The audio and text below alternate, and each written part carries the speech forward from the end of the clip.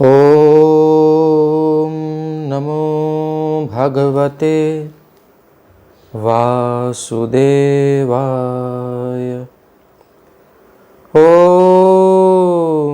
नमो भगवते वासुदेवाय। ॐ नमो भगवते वासुदेवाय। नारायणं नमस्कृत्य नरं चैव नरोत्तमं देवीं सरस्वतीं व्यासं ततो जयमुदीरयेत्। नारायणं नमस्कृत्य नरं चैव नरोत्तमं देवीं सरस्वतीं व्यासं ततो जयमुदीरयेत्। नष्टप्रायेष्वभद्रेषु नित्यं भागवत सेवया भगवत्युत्तमश्लोके भक्तिर्भवति नैष्ठिकी। तदा रजस्तमो भावा कामलोभादयश्च ये चेतैतैरनाविद्धं स्थितं सत्त्वे प्रसीदति।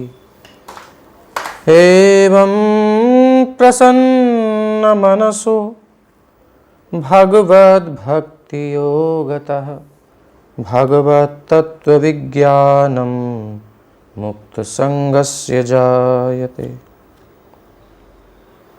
ॐ नमो भगवते नरसिंहाय। नमस्तेजस्तेजसे आविराविर्भव वज्रनख वज्रदंष्ट्र कर्माशयान् रन्धय रन्धय तमोग्रस ग्रस। ॐ स्वाहा अभयम अभयमात्मनि भूयिष्ठा। ॐ शौं।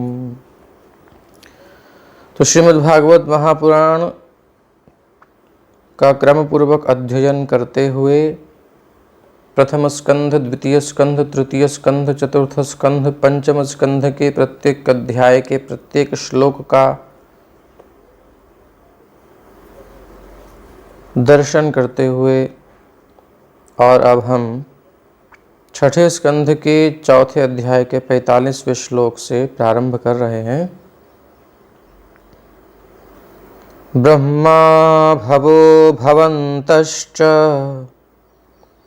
मनवो विबुधेश्वराः विभूतयो मम ह्येता भूतानां भूतिहेतवः। ब्रह्मा, शिव, मनुगण, उच्च लोकों के अन्य सारे देवता तथा जनसंख्या बढ़ाने वाले तुम सारे प्रजापति। ये जो है भगवान, हम जानते ही हैं कि कल भगवान श्री हरि प्रजापति दक्ष की तपस्या से, उसके त्याग से, भोगों के उसकी प्रार्थना से प्रसन्न होकर के और दर्शन देते हैं। बड़ा सुंदर दर्शन हमने कल किया, कैसा स्वरूप है। और भगवान की वाणी दक्ष सुन करके तृप्त हो रहा है और सुंदर भगवान कह रहे हैं, समझा रहे हैं कि मैं तुमसे प्रसन्न हूँ, क्योंकि जो मेरी इच्छा है वही तुम कर रहे हो। मैं संसार का कल्याण करना चाहता हूँ, सबको सुखी करना चाहता हूँ, और सुखी करने के लिए उनको अवसर दिया जाता है, ये मनुष्य शरीर दिया जाता है। सो तुम जीवात्माओं को संसार में अवतरित होने के लिए शरीर प्रदान करने का निमित्त बनना चाहते हो। सो बड़ी प्रसन्नता की बात है। तो गृहस्थ जीवन यदि श्री कृष्ण की प्रसन्नता के लिए है तो व्यक्ति हजारों संतानें उत्पन्न कर सकता है, कोई समस्या नहीं है। लेकिन अगर वो कुत्ते बिल्ली की तरह संतानें उत्पन्न करता है तो फिर उसका जीवन नारकीय जीवन है, वो नरक में जाने का पक्का कैंडिडेट है। तो कह रहे हैं भगवान आगे कि ब्रह्मा भवो भवन्तश्च, ब्रह्मा जी, भव अर्थात शिव जी, मनुगण और उच्च लोकों के अन्य सारे देवता तथा जनसंख्या बढ़ाने वाले तुम सारे प्रजापति सारे जीवों के लाभ के लिए कार्य कर रहे हो। तो ये सब जीवों के लाभ के लिए कार्य कर रहे हैं। इस प्रकार मेरी तटस्था शक्ति के अंश रूप तुम सभी मेरे विभिन्न गुणों के अवतार हो। तो भगवान के विभिन्न गुण मतलब भगवान की प्रकृति के गुण। इस समय भगवान सृष्टि के बारे में बोल रहे हैं, इसलिए उनके दिव्य गुणों की बात नहीं कही जाएगी, जहां तक हमको समझ में आता है।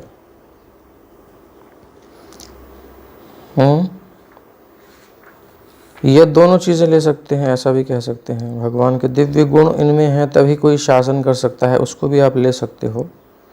बट सृष्टि में तो त्रिगुणात्मिका प्रकृति है, तो ब्रह्मा जी ने रजोगुण को संभाला है, वो रजोगुण के द्वारा कार्य करते हैं। शिव जी ने तमोगुण को संभाला है, बोले हम तमोगुण का जो है उपयोग करेंगे। विष्णु स्वयं सत्वगुण को स्वीकार करते हैं। तो इस प्रकार से ये भी ले सकते हैं। प्लस भगवान के दिव्य गुण का आधान जब तक नहीं होता, जब तक भगवान का स्पर्श नहीं होता, प्रकृति भी कुछ काम नहीं करती है, तो उस दृष्टि से भी ले सकते हैं दोनों। पूर्ण पुरुषोत्तम भगवान के नाना प्रकार के अवतार या अंश हैं। उनके स्वयं के या विष्णु तत्व के अंश स्वांश कहलाते हैं, जबकि समस्त जीव जो विष्णु तत्व नहीं अपितु जीव तत्व हैं, विभिन्नांश कहलाते हैं। ये सबको क्लियर होना चाहिए बिल्कुल। बार बार इसको प्रभुपाद जी बोलते हैं। एक तो जीवात्मा है जो विभिन्नांश कहलाई जाती हैं, इनको कहते हैं विभिन्नांश। बहुत सारी जीवात्माएं हैं, उनमें ब्रह्मलोक तक के सब देवी देवता भी आ जाते हैं। शिव जी को थोड़ा अलग करना पड़ेगा। शिव जी जीव की श्रेणी में नहीं आते, बाकी सब आते हैं। और ये हो गए विभिन्नांश। बाकी भगवान के जितने अवतार हैं वो सब स्वांश में आते हैं, भगवान का स्वांश। और जो भगवान है वही उनके अवतार हैं, कोई अंतर नहीं है। एक को उपासना करनी पड़ती है और एक की उपासना की जाती है। तो जो स्वयं भगवान का जो विस्तार है, स्वांश है, वह भगवान है, और उनकी उपासना विभिन्नांश जो है वो करते हैं जीव तत्व। एक उपास्य है, एक उपासक है। तो ये है। यद्यपि दक्ष प्रजापति ब्रह्मा तथा शिव के समान नहीं है, लेकिन उसकी तुलना उनसे की जाती है, क्योंकि वो भगवान की सेवा में लीन है। तो भगवान की सेवा का पद इतना बड़ा है कि कोई सेवा करता है तो फिर उसकी भी गिनती होने लगती है ऊंचे लोगों में, और जो सेवा नहीं करता वो नीचे गिर जाता है, उसकी कोई वैल्यू नहीं है।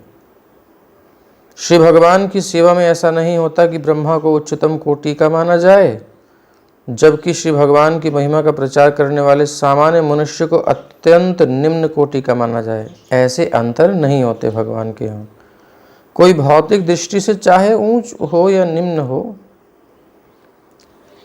मंदिर में एक तो पुजारी जी श्रृंगार कर रहे हैं ठाकुर जी का,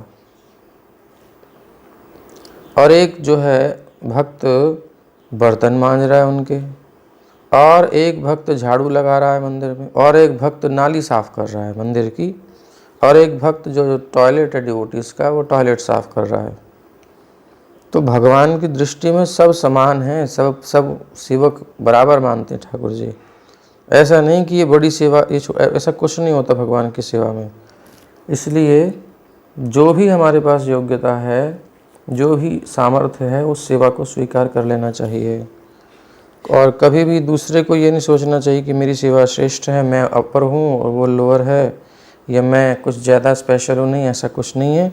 भगवान स्पेशल हैं और उनकी सेवा स्पेशल है, वही सबको स्पेशल बनाती है। अदरवाइज़ हम तो नाली के कीड़े के लायक भी नहीं है, क्योंकि नाली का कीड़ा तो कम से कम नाली में रह करके कुछ गंदगी साफ़ करता है, कुछ तो खाता है, गंदा गंदा पानी पीता है, और कुछ तो ठीक होता है। और सूअर खाता है मल, तो मल खा करके वो इकट्ठा ज़्यादा मल खा के थोड़ा सा निकालता है, और जो है मल का कीड़ा वो मल खा करके मिट्टी बनाता है, वो हमसे श्रेष्ठ है। और हम लोग बढ़िया बढ़िया रसमलाई, गुलाब जामुन, इमरती, बालूशाही और पूरन पोली, बड़ी प्यारी प्यारी मीठी मीठी सब खाते हैं। और खा करके क्या बना देते हैं सबको पता है। तो इसलिए हम बहुत अच्छे तो नहीं हैं, हमारी फैक्ट्री बड़ी ख़राब है। जो टट्टी का कीड़ा है उसकी फैक्ट्री अच्छी है। इसलिए इस दृष्टि से देखा जाए तो हम किसी काम के नहीं हैं। लेकिन जब हम भगवान की सेवा में लग जाते हैं तो फिर वो सेवा से हमारी महिमा हो जाती है। इसलिए सेवा पर फोकस करना चाहिए और किसी बात पर नहीं। जो ज़्यादा सेवा कर रहा है, अब ज़्यादा सेवा का मतलब क्वांटिटी से भी नहीं होता कि कितनी सेवा करी, नहीं। जैसे कि किसी के पास 1 करोड़ रुपया हो और वो उसमें से 100 रुपये दान करे, और दूसरे के पास है ही 100 रुपये, उसमें से 10 रुपये दान करे, तो किसकी वैल्यू ज़्यादा होगी?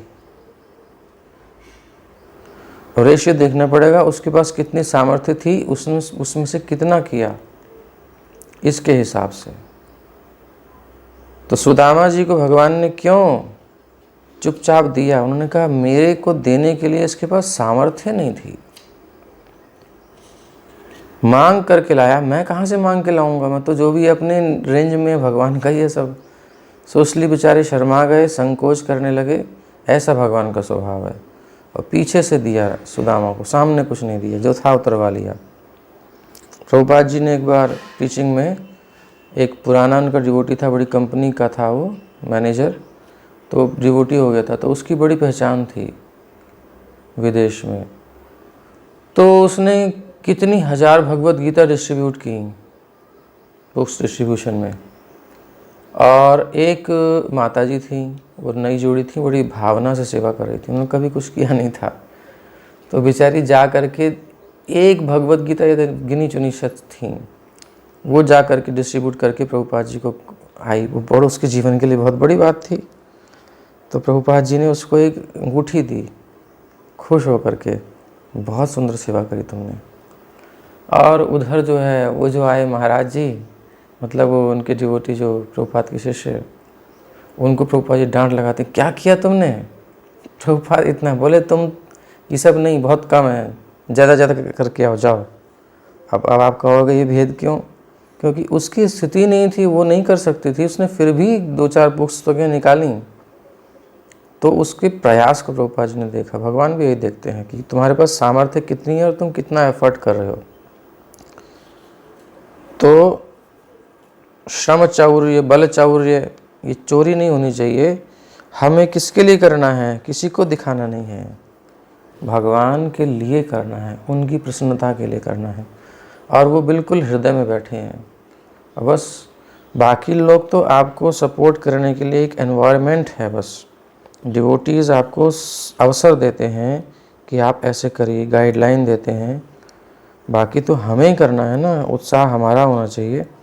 सबकी सर्विस भगवान के प्रति है। भगवान भोक्ता है वास्तव में, और अनंत जीव उनकी सेवा में लगे हैं, और हर एक की सेवा को भगवान स्वीकार करते हैं पर्सनली। यही हैं परम पुरुष, और कोई ऐसा नहीं है। अब हम हैं, हमको तो लग रहा था कि इतने लोग बढ़ जाएंगे, तो मैं बच ही रहा था कि किससे संभालेंगे इनको, क्योंकि ऐसा थोड़ी है बच्चे पैदा करते जाओ, उनकी केयर मत करो। सो भक्त बनते जाएंगे तो कैसे टिकेंगे, कैसे भाग जाएंगे सब, उन्हें कोई पोषण नहीं मिलेगा। तो कोई होना चाहिए सोच रहे थे, तो फिर भगवान ने कृपा करके भेज दिया। तो एक भगवान की कृपा ही मानते हैं, वो चाहते हैं। तो अब कोई समस्या नहीं है, अब संभालने वाले आप हैं। तो जितने भी भक्त बनेंगे, जो भी जुड़ेंगे, वो अच्छी बात है। अब हम एक्सपेंड कर सकते हैं अगर आप तैयार हैं तो। बाकी जल्दी ही फिर जैसे रिंकी माता जी हैं, और कोई भी जो भी तैयार होना चाहे, अच्छे से लगन से और पूरा समर्पण करके स्टडी करें, अध्ययन करें, समझें, प्रैक्टिकल करें कुछ, और स्पिरिचुअलिटी में आगे जाएं तो वो औरों को भी गाइड कर सकते हैं। तो यही पद्धति होनी चाहिए, हम सीखें और सिखाएं, और फिर वो आगे बढ़ाएं भगवान की सेवा में। तो सेवा से माना जाता है, ये नहीं है कि ये सेवा के प्रयास से माना जाता है, ना कि ये कि भाई सेवा ऊंची सेवा ये नीची सेवा। भगवान के दरबार में कोई सेवा छोटी बड़ी नहीं होती। तो ब्रह्मा जी की स्थिति बहुत ऊंची है और एक सामान्य प्रचारक की नहीं, ऐसा नहीं है। कोई भौतिक दृष्टि से ब्रह्मा जी का पद जो है वो भौतिक दृष्टि से पद है। दो दृष्टिकोण है ब्रह्मा जी के बारे में, शास्त्र में कभी वर्णन आता है शिव जी के बारे में, तो दो दृष्टिकोणों से बात कही जाती है। जहाँ अभी तक आप जो सुनेंगे गीता में, भागवत में, वैसे तो कई हो सकते हैं। एक तो देव की दृष्टि से, पद की दृष्टि से, और एक भक्त की दृष्टि से। तो अगर कोई ऐसी बात आती है कि ब्रह्मा को भी दुर्लभ है प्रेम, तो वो देवत्व की कोटि से कही जा रही है, शिव जी की देवत्व कोटि से कही जा रही है कि वो अधिकारी हैं, बट दोनों डिवोटी हैं, भक्त हैं। तो उस दृष्टि से कुछ बात कही जाएगी, वो अलग चीज़ है। तो हमें सुनते समय ध्यान रखना चाहिए कि हर जगह एक ही नियम नहीं लगता है, थोड़ा सा देखना पड़ेगा कि ये बात कही जा रही है तो किस परिप्रेक्ष्य में कही जा रही है, इसका क्या अर्थ बैठता है, नहीं तो अपराध हो जाएगा। तो कोई भौतिक दृष्टि से चाहे उच्च हो या निम्न, जो कोई भी श्री भगवान की सेवा में लगा हुआ है वह उन्हें आध्यात्मिक दृष्टि से अत्यंत प्रिय है। और वो भी भौतिक दृष्टि से प्रिय नहीं है भगवान को, अब वो आध्यात्मिक दृष्टि से प्रिय है। अर्थात भगवान दृष्टा हैं, हम दृश्य हैं। भगवान देखने वाले हैं, हम उनके दृश्य हैं। तो हमें ये देखना है कि भगवान हमसे कैसे खुश होंगे, उनकी आंखों में चमक कैसे आएगी, हमारे किसी एफर्ट को देख करके खुश हो जाएं। तो इसलिए ऐसे लगे रहना चाहिए रिझाने के लिए। तो उन्हें आध्यात्मिक दृष्टि से अत्यंत प्रिय हैं जो भी सेवा में लगा है। इस संदर्भ में श्रील मध्वाचार्य तंत्र निर्णय से यह उद्धरण देते हैं, विशेष व्यक्ति पात्रत्वाद ब्रह्माद्यास्तु विभूतयः तदंतर्यामिणश्चैव मत्स्याद्या विभवाः स्मृताः।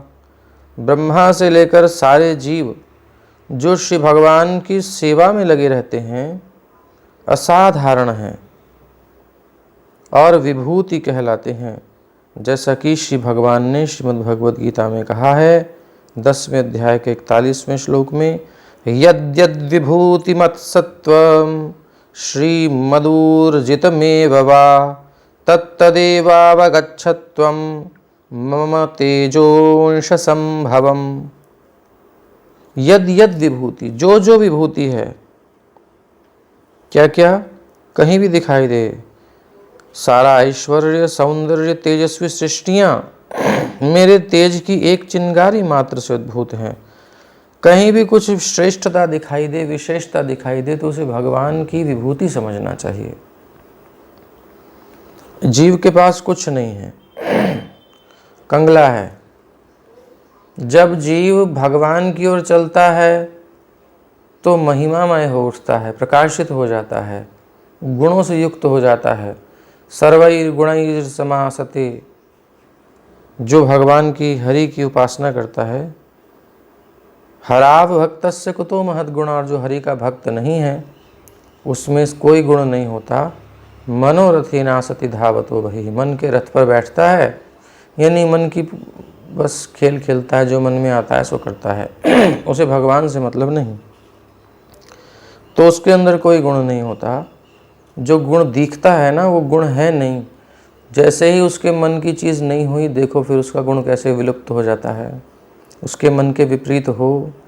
मीठा मीठा बोल रहा था कंस, देवकी का रस चला रहा था रथ, स्वयं सारथी बन के बैठ गया। इतना प्रेम, ये कोई असली प्रेम थोड़ी है, ये तो असुरों का बनावटीपन है, ये गुण नहीं है। अब जैसे ही पता चला ये तो मेरी मृत्यु, तुरंत स्वरूप प्रकट हो गया, खत्म सारा गुण।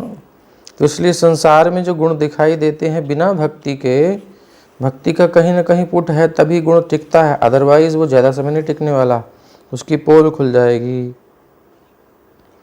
तो भगवान का जो विभूति है अगर कहीं टिका हुआ है कुछ, तो समझना चाहिए भगवान की कोई विभूति, कोई कृपा है। ऐसे नहीं है, किसी के पास भी कुछ है, उसने कुछ उपासना की होगी तभी उसके पास टिका है, ऐश्वर्य है, सौंदर्य है, जो भी कुछ है।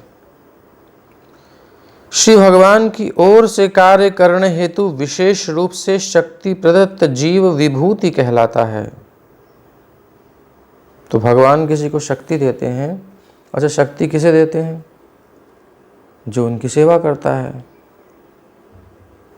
जब हम भगवान के लिए कुछ करना चाहेंगे, और करना चाहेंगे ही नहीं, शुरुआत कर देंगे, तो फिर भगवान देखते हैं अब तो ये लग गया मेरी सेवा में, इसको क्या चाहिए क्या चाहिए क्या चाहिए।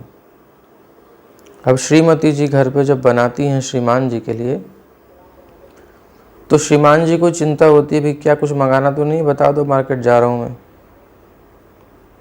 क्योंकि उन्हें पता है ये हमें बना के खिलाएगी, बच्चों को खिलाएगी। सो वो केयर करते हैं। जब पैसे वैसे हैं ना, अब जो हाउस वाइफ्स हैं उनके लिए तो ऐसा है, बट जो खुद ही अर्निंग कर रही हैं उनकी तो हम नहीं कहेंगे कुछ, बट फिर भी पति को चिंता होती है। तो ऐसे ही भगवान है, जब कोई उनकी सेवा के लिए अपने आप को प्रस्तुत करता है तो ठाकुर जी भी अलर्ट हो जाते हैं, अरे भाई इसे क्या चाहिए क्या चाहिए। पहले देखते हैं लगन कैसी है, पक्की है, जितनी सामर्थ्य थी पूरी लगा दी इसने, बोले थे ये आप इसको देते हैं सामर्थ्य, तो पहले जो दिया है उसको लगाना पड़ेगा, फिर भगवान और कृपा करते हैं, धीरे धीरे मिलती जाती है शक्ति। इसलिए हमें चिंता नहीं करनी, हमें बस अपने आप को लगाना है, बाकी वो जाने कैसे कराना है। श्री भगवान की ओर से कार्य करने हेतु विशेष रूप से शक्ति प्रदत्त जीव क्या कहलाता है? विभूति।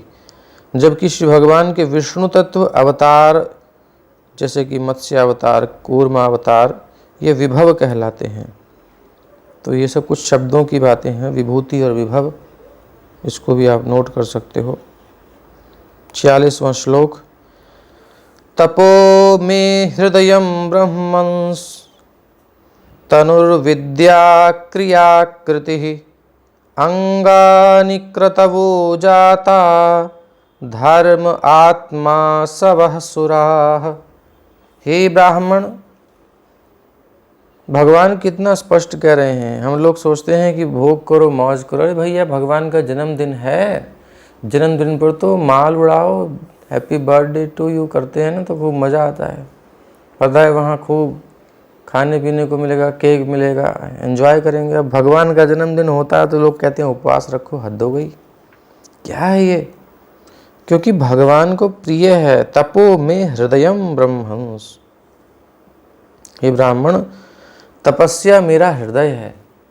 भगवान को भोग प्यारा नहीं है जीवों का, भगवान को तपस्या प्यारी है। तपस्या से क्या होता है, जब सोने को तपाया जाता है तो सोना नहीं जलता है, सोने का मल जलता है। इसी प्रकार जब जीव तपस्या करता है, भगवान की सेवा में कुछ कष्ट सहता है, अब जैसे कि महामंत्र जपते समय कुछ कहते हैं शुरू में प्रभु जी मुंह सूख जाता है, माला नहीं होती, नए नए लोग 2-4 माला में ठंडे हो जाते हैं, फिर 16 माला पे आते हैं तो फिर वो 16 माला के बाद थकते हैं, उसके बाद फिर 64 पे हालत ख़राब होने लगती है लोगों की, फिर बढ़ती जाती है बात। तो ये सामर्थ्य धीरे धीरे बढ़ती है। तो तपस्या जितना करेंगे ना उतनी ही हृदय की शुद्धि होती है। और भगवान को तपस्या इसलिए प्रिय है क्योंकि इससे जीव निखरा रहता है, स्वच्छ रहता है, प्रसन्न रहता है, खिला खिला रहता है। अब गंदा बच्चा हो गया, इसकी आँख में कीड़ आ रही है, नाक निकल रही है, कान में मैल भरी पड़ी है, और कपड़े वपड़े सब गंदे हैं, बच्चों की मैल मोटी मोटी हो जाती है, एक गंदा पड़ा हुआ, छिच्छी कर दी है, वो भी लिबड़ी पड़ी है, ऊपर से उसने धार मारी है, वो सीधा उसके पेट पे आ गई है। अब ऐसा गंदा बच्चा पड़ा हुआ है, माँ को संतोष होगा? पिता तो कहेगा दूर दूर भाग यहाँ से। तो उनको क्या चाहिए? बोले परिष्कृत हो, शुद्ध हो, स्वच्छ हो। तो माँ नहला धुला करके स्वच्छ करती है, इसी को तपस्या कहते हैं। तपस्या जीवों की कैसे होती है? जीवात्मा जब तप करता है अर्थात भगवत सेवा में अनुरक्त होता है, हरिनाम जपता है, हरि कथा सुनता है, तो इसमें कुछ तो सैक्रिफाइस करना पड़ता है, कुछ तो सहना पड़ता है। अब आप समय यहाँ दे रहे हो, उस समय में आप आराम कर सकते थे, उस समय में आप कोई और काम कर सकते थे, उस समय में यद्यपि अभी भी कुछ लोग काम कर रहे होंगे, बट फिर भी उनकी रुचि है कि हाँ हम सुन पाएँ। बाद में नहीं सुनते तो अभी सुनना चाहते हैं, बाद में भी सुनते हैं कुछ लोग। तो मतलब एक रुचि प्रदर्शित होती है, उसी को तपस्या कहते हैं। जो भगवान की सेवा में, भगवान की कथा सुनने में, नाम जप करने में कुछ कष्ट भी अनुभव हो, कुछ चीज़ें छूट भी रही हों, तब भी हमको करना है।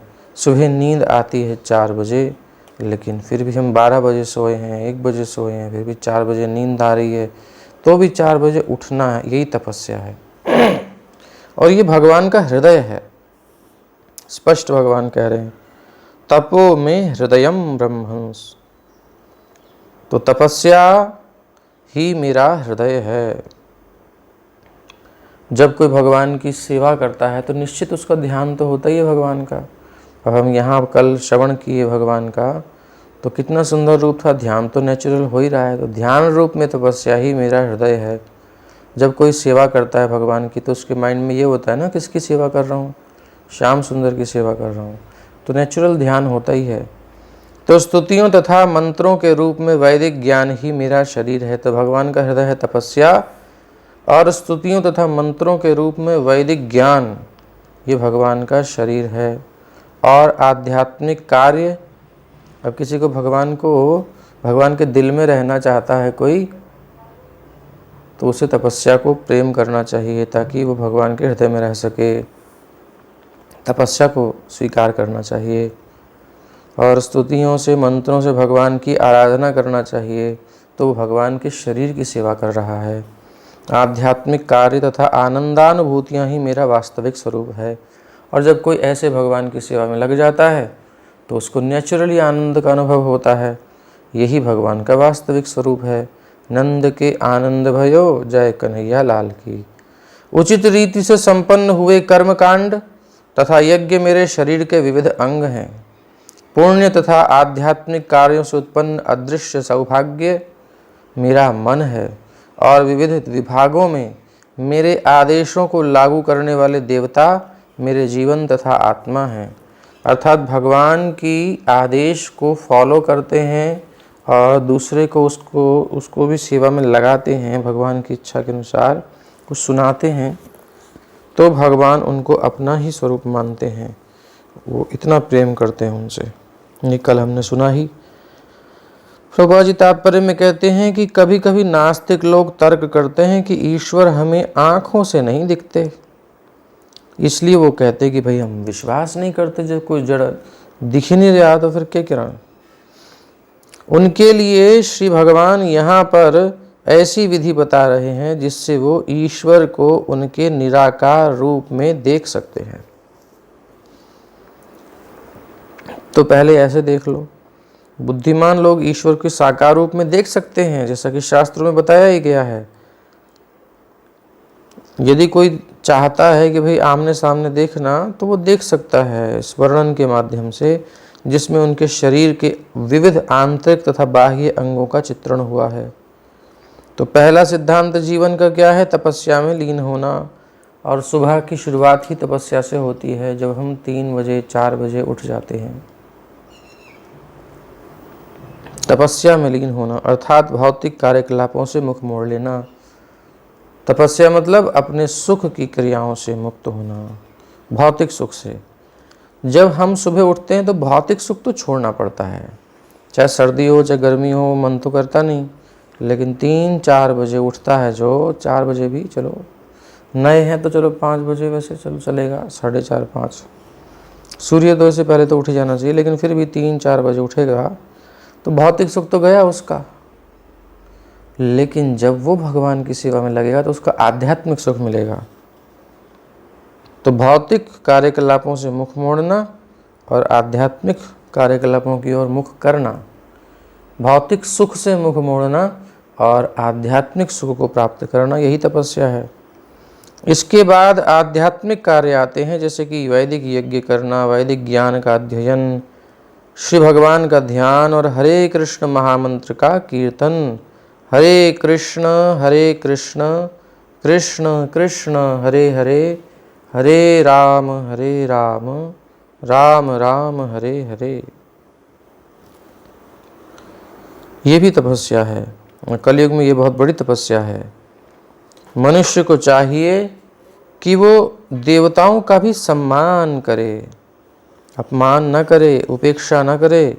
जब भी देवताओं का दर्शन हो तो मस्तक झुकाना चाहिए और ये समझे कि वो किस प्रकार स्थित हैं, बस ये ध्यान देना है। ये नहीं कि यही सब कुछ है, नहीं नहीं नहीं, देवता सब भगवान के अंश हैं, उस रूप में उनका सम्मान करना चाहिए। अब किसी का पियोन है कोई, तो उसको पियोन के रूप में सम्मान करना चाहिए, लेकिन उसको ये नहीं कहना चाहिए कि आप जो हैं अधिकारी हैं, आप जो वो है, मतलब उसके बराबर सम्मान तो उसको नहीं दे सकते ना, फिर तो अपमान हो गया उसका, तो अपमान हो गया। तो देवताओं को कोई भगवान बना दे तो वो देवताओं का अपमान करता है और देवता भी उससे प्रसन्न नहीं होते। तो मनुष्य को चाहिए कि वो देवताओं का भी सम्मान करे और ये समझ सके कि वो किस प्रकार स्थित हैं भगवान के अंग स्वरूप, किस प्रकार कार्य करते हैं भगवान के आदेशों का पालन करते हुए, और इस भौतिक जगत के विभिन्न विभागों के कार्यों का किस प्रकार प्रबंध करते हैं भगवान की इच्छा के अनुसार। स्वतंत्र नहीं है, और जब कोई स्वतंत्र होता है तो भगवान शासन करते हैं। और कोई अधिकारी ही अनधिकृत चेष्टा करता है तो फिर सरकार उस पर फिर शिकंजा कसती है, हे तुम अपने मन से कैसे चल रहे हो, तुम नियमों में बंधे हुए हो, तुम भगवान नहीं हो, परम स्वतंत्र नहीं हो।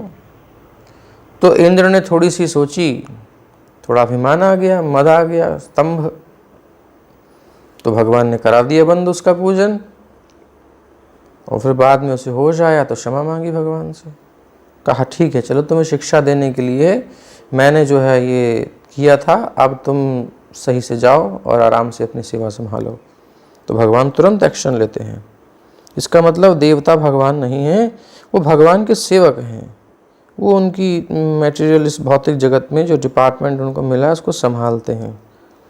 वो स्वयं मालिक नहीं है, केवल संभाल रहे हैं, एक मंत्री हैं बस, ज़्यादा कुछ नहीं।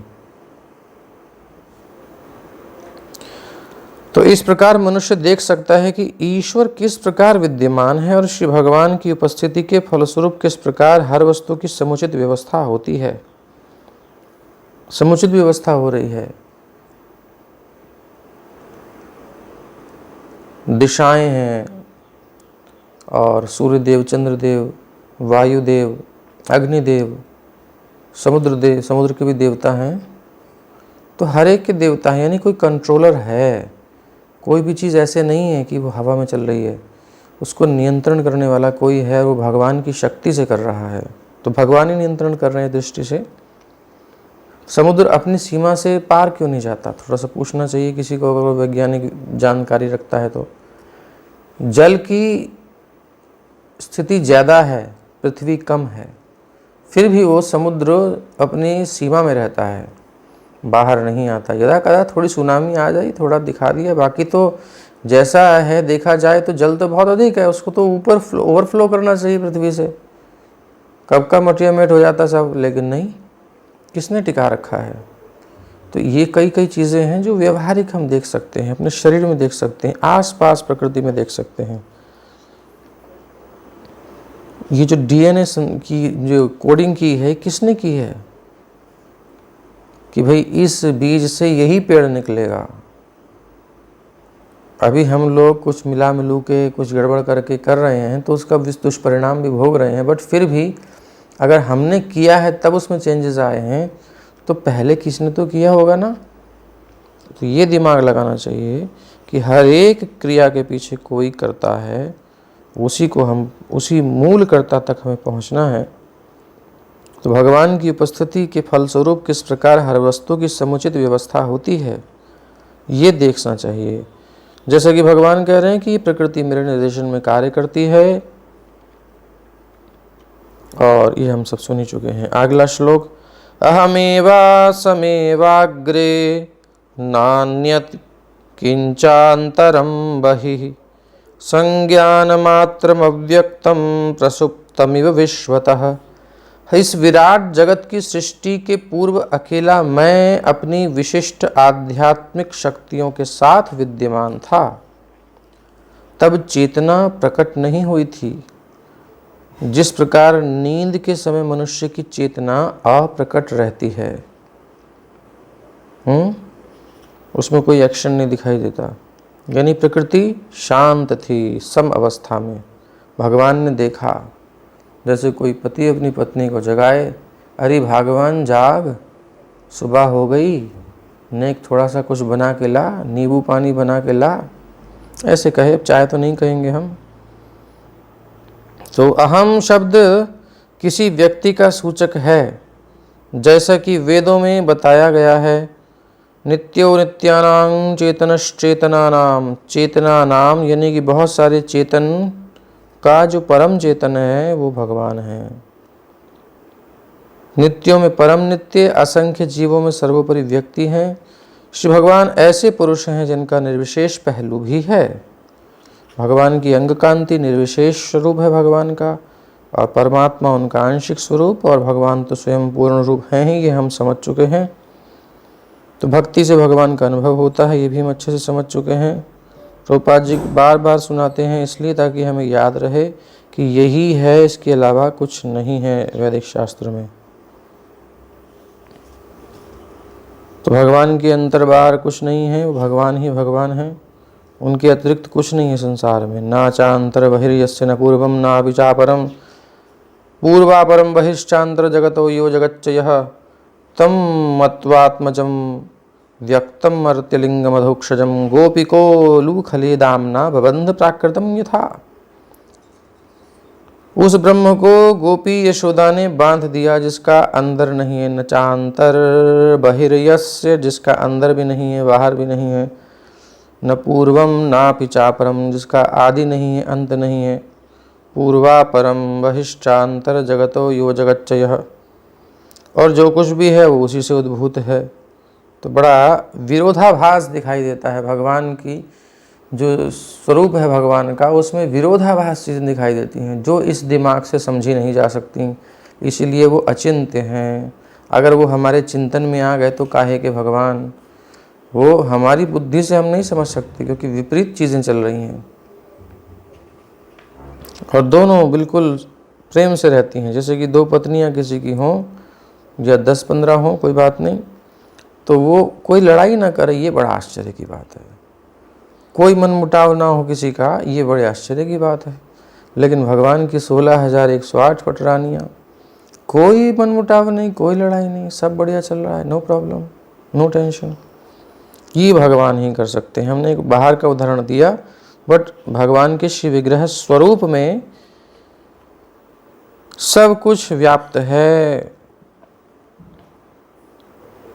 लेकिन जब अज्ञानी लोग देखते हैं, अरे ये तो हम जैसे ही लग रहे हैं, प्रकट होते हैं भगवान, अवतार लेते हैं, तो अरे गोपी ने यशोदा ने बांध दिया था, ये कि भगवान थोड़ी हो सकता है बंध जाए। भगवान का तो आदि नहीं है, अंत नहीं है, पूर्व नहीं है, अपर नहीं है, वो तो सूक्ष्म आदि सूक्ष्म है, स्थूल है ही नहीं, वो बंध कैसे सकता है।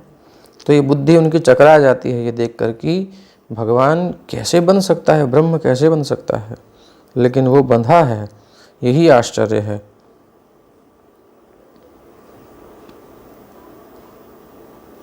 तो भगवान हमेशा से थे, हैं और रहेंगे। सृष्टि से पहले भी थे, सृष्टि में भी हैं, सृष्टि के बाद भी रहेंगे, और भक्ति से हम उनका दर्शन कर सकते हैं। 48वां श्लोक, मय्यनंत गुणेनन्ते गुणतो गुण विग्रह यदासीत तत एवाद्यः स्वयं भू समभूदजः। मैं असीम शक्ति का आगार हूँ। इंदिरा मैया अपना बंद कर लीजिए। हाँ, मैं असीम शक्ति का आगार हूँ, इसलिए मैं अनंत या सर्वव्यापक के नाम से प्रसिद्ध हूँ।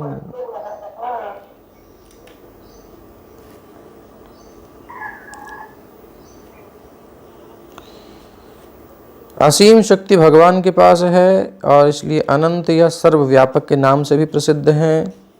मेरी भौतिक शक्ति से मेरे अंदर विराट जगत प्रकट हुआ है। कि जो भी जगत है भगवान के ही अंदर है, बाहर नहीं है, कुछ भी भगवान से बाहर हो नहीं सकता। और इस विराट जगत में मुख्य जीव ब्रह्मा प्रकट हुए, जो तुम लोगों के स्रोत हैं, यानी ब्रह्मा जी से सब प्रकट हुए हैं। और खुद ब्रह्मा जी किसी भौतिक माता से नहीं जन्मे हैं, उनको मैंने ही जन्म दिया है, भगवान का ये कहना है। 49-50 श्लोक। स वै यदा महादेवो मम वीर्योपबृंहितः मेनेऽखिलमिवात्मानं मुद्यतः स्वर्गकर्मणि अथ मे विहितो देवस्तपोतप्यत दारुणं नव विश्वसृजो युष्मान् येनादावा सृजद्विभुः। तो भगवान जो अपना वर्णन कर रहे हैं ना, ये भौतिक वर्णन तो है नहीं, जिसकी की लंबाई चौड़ाई होती है, ऊंचाई होती है, ये सब जो मेजरमेंट जो भी हमारे पैमाने हैं भगवान तक काम ही नहीं करते। उनका पैमाना ही अलग है। उनके समझना है तो भक्ति का पैमाना चाहिए। प्रेमांजन चरित भक्ति विलोचनेन, अदरवाइज नहीं दिखाई देंगे, उनको नाप ही नहीं सकता कोई। लेकिन भक्ति के नेत्र हो, प्रेम का अंजन हो, तो गोपी यशोदा की तरह कमर नाप सकते हैं आप भी कि कितने हैं वो, और उन्हें बांध सकते हैं, जो कि आत्मा से भी सूक्ष्म है। एक योगी भी बड़े बड़े पहाड़ों में से गुजर जाता है, पृथ्वी मंडल के 10 आवरणों को, इस ब्रह्मांड के आवरणों को भेद कर बाहर निकल सकता है, विरजा में जा सकता है। और लेकिन हम तो हाँ, तो भगवान तो बहुत सूक्ष्म है। योगी के पास सूक्ष्म शरीर तो होता है मन बुद्धि का, उससे चला जाता है, लेकिन भगवान तो बहुत सूक्ष्म हैं। वो भी स्थूल तत्व कहलाते हैं। मन बुद्धि चित्त अहंकार ये सूक्ष्माति सूक्ष्म तत्व हैं, किंतु हैं तो प्रकृति के, और प्रकृति के स्थूल तत्व कहलाते हैं। सो उस अध्यात्म दृष्टि से देखें तो भगवान तो अत्यंत सूक्ष्म है। फिर उनको कैसे बांध सकता है कोई? अरे मन को कोई बांध सकता है, बुद्धि को कोई बांध सकता है, अहंकार को तो समझना ही कठिन है, फिर बांधेगा कहाँ से? लेकिन भगवान तो और सूक्ष्म है। आत्मा को समझना कठिन है, फिर परमात्मा तो और सूक्ष्म है। तो ये जो पैमाना है, ये दूसरा पैमाना है। वो जब हमारे पास आएगा, वो कब आएगा? जब हमारे पास जो भी सामर्थ्य है, जो भी हमारे पास योग्यता है, वो सब भगवान को समर्पित कर देंगे। प्रभु ये रखा है जो मेरे पास था, सब आपकी सेवा में लगा रहा हूँ, A to Z fully surrendered. Then भगवान कहते हैं ठीक है, अब तुमको हम देते हैं, ये सब तुमने वापस कर दिया, ये कि कोई यूज़ नहीं है, आपको नहीं समझा जा सकता इन भौतिक उपायों से, इन इंद्रियों से नहीं देखा जा सकता, सब आप कृपा करके प्रकट होइए। तो भगवान कहते हैं ठीक है, ददामी बुद्धि योगम तम, तब तुम्हें बुद्धि देता हूँ, अब तुम मुझे समझ सकते हो। तो ये जो श्लोक हैं, इनको अभी हम नहीं समझ पा रहे हों तो अभी हमारी बुद्धि आध्यात्मिक नहीं हुई है, शुद्ध नहीं हुई है। और नहीं तो यही श्लोक आपको, एक ही श्लोक सब खोल के रख देगा, क्योंकि ये चेतन है, जड़ नहीं है। ये जो मंत्र हैं भागवत के, ये साक्षात भगवान ही हैं, ये विभिन्न नहीं है भागवत भगवान से, याद रखा करिए। ये सब आध्यात्मिक है, तो ये स्वतंत्र हैं। तस्यैथे कथिता ह्यर्थाः प्रकाशन्ते महात्मनः। ये अपने अर्थों को प्रकाशित किसी महापुरुष के पास करते हैं, जो समर्पित होता है भगवान के प्रति, इनके प्रति। तो जितना समर्पण होता जाएगा उतना रिवील करते जाएंगे। यही गीता है, यही भागवत है। आप एक बार सुन चुके हैं, आश्चर्य होता होगा, लेकिन अब दूसरी बार पढ़ोगे और आश्चर्य होगा, अरे भले ये भी लिखा था। और आगे जाओगे तो कहोगे ये श्लोक तो मैं रोज पढ़ती हूँ, रोज पढ़ता हूँ, लेकिन ये अर्थ तो मुझे समझ ही नहीं आया था, ये भी अर्थ है इसका। महान आश्चर्य हो जाएगा, क्योंकि प्रति श्लोके नाना अर्थ कहे। ये भगवान हैं, भगवान साक्षात, और इनका स्वरूप कोई एक सीमा में नहीं है। इसीलिए भगवान के किसी भी एक स्वरूप को, किसी भी एक मंत्र को, किसी को भी एक महामंत्र में सब व्याप्त है। ये रहस्य तब खुलते हैं जब अपना हम समर्पण करते हैं, तपस्या करते हैं, भगवान को समय देते हैं, अपना सेवा देते हैं, तो अंतःकरण शुद्ध होता है, तो सारे रहस्य प्रकट होते हैं। फिर ये जो शास्त्र हैं, ये हमारे अंदर ही प्रकट हो जाते हैं, फिर कोई टेंशन नहीं है। तो ये चीज़ें हैं, चेतन हैं। इसलिए अगर कुछ समझ में अभी नहीं आ रहा तो समझ लीजिए हमारी बुद्धि अभी इस योग्य नहीं है, लेकिन ये फैक्ट है। इस श्रद्धा से सुनते रहिए और भजन करते रहिए, समय आने पर सब प्रकट हो जाएगा। तो किसी भौतिक माता से नहीं जन्मे हैं ब्रह्मा जी। स वै यदा महादेवो मम वीर्योपबृंहितः मेनेऽखिलमिवात्मानम् उद्यतः स्वर्गकर्मणि अथ मे भिहितो देवस्तपोतप्यत दारुणं नव विश्वसृजो युष्मान् येनादावासृजद्विभुः।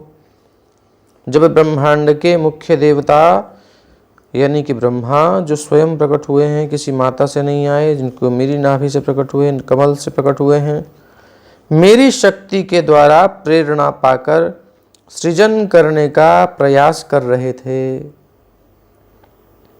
प्रेरणा भी भगवान दे रहे हैं। तो उन्होंने अपने आप को असमर्थ पाया, तो ब्रह्मा जी ने जो किया भगवान की प्रेरणा से किया। लेकिन भगवान ने प्रेरणा क्यों दी?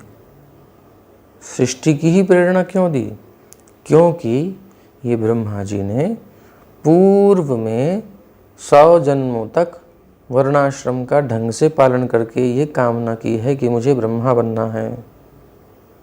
इसलिए वो इनकी इच्छा, क्योंकि जीव तो भूल जाता है लेकिन भगवान याद रखते हैं, तो भगवान ने याद कराते हुए बोले वो प्रेरणा दी, तुम ये चाहते थे, लो अब अवसर आ गया।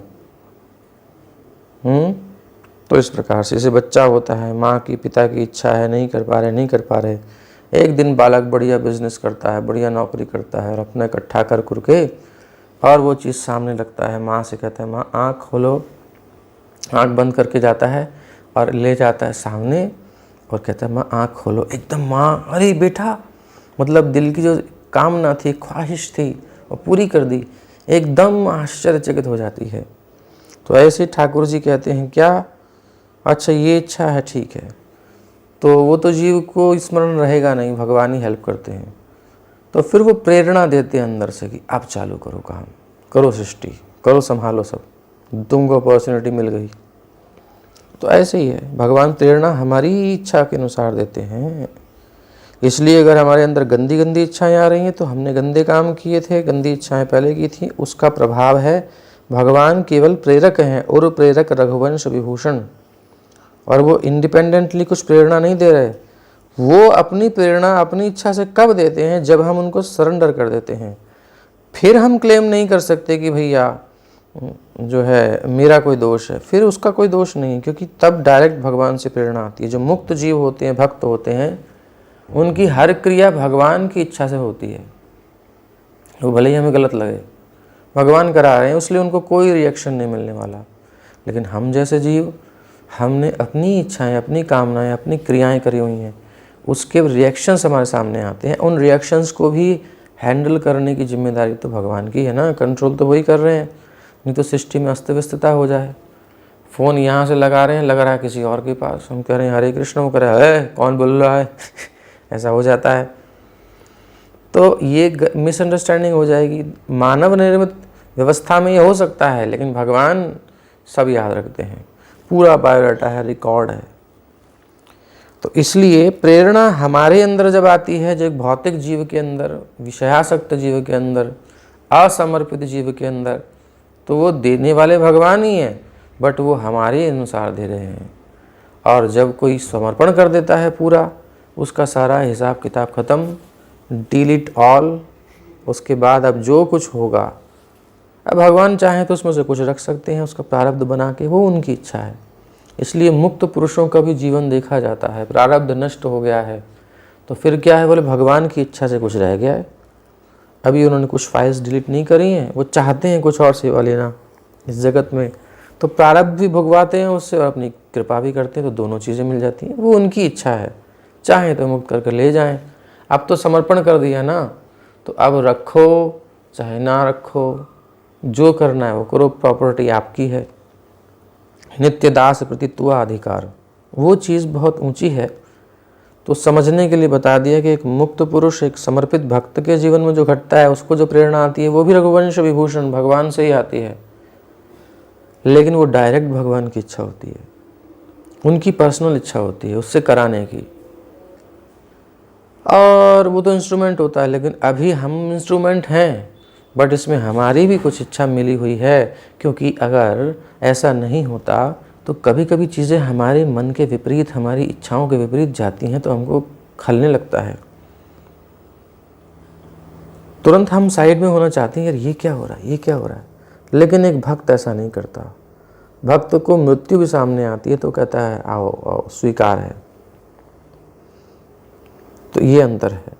कैसी भी परिस्थिति में भगवान डाल दें, वो हमेशा थैंक यू करता है, धन्यवाद धन्यवाद।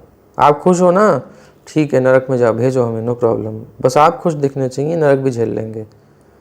कोई सी परिस्थिति भेज दो, क्योंकि हम जानते हैं मुसीबत भी तुम, मैं तुम्हारे सहारे। वो तो संपत्ति में भी भगवान को देखता है, विपत्ति में भी देखता है, हर क्षण भगवान से ही जुड़ा रहता है और उन्हीं के ऊपर समर्पित रहता है। अब चाहे कभी माँ हो तो मारे, चाहे कभी प्यार करे, कुछ भी करे, माँ का अधीन है बालक। ऐसे ही भक्त अधीन होता है, वो स्थिति अलग होती है। तो प्रेरणा भगवान ही देते हैं, इस बात को हमने अच्छे से समझ लिया। तो यहाँ पर जो कहा गया,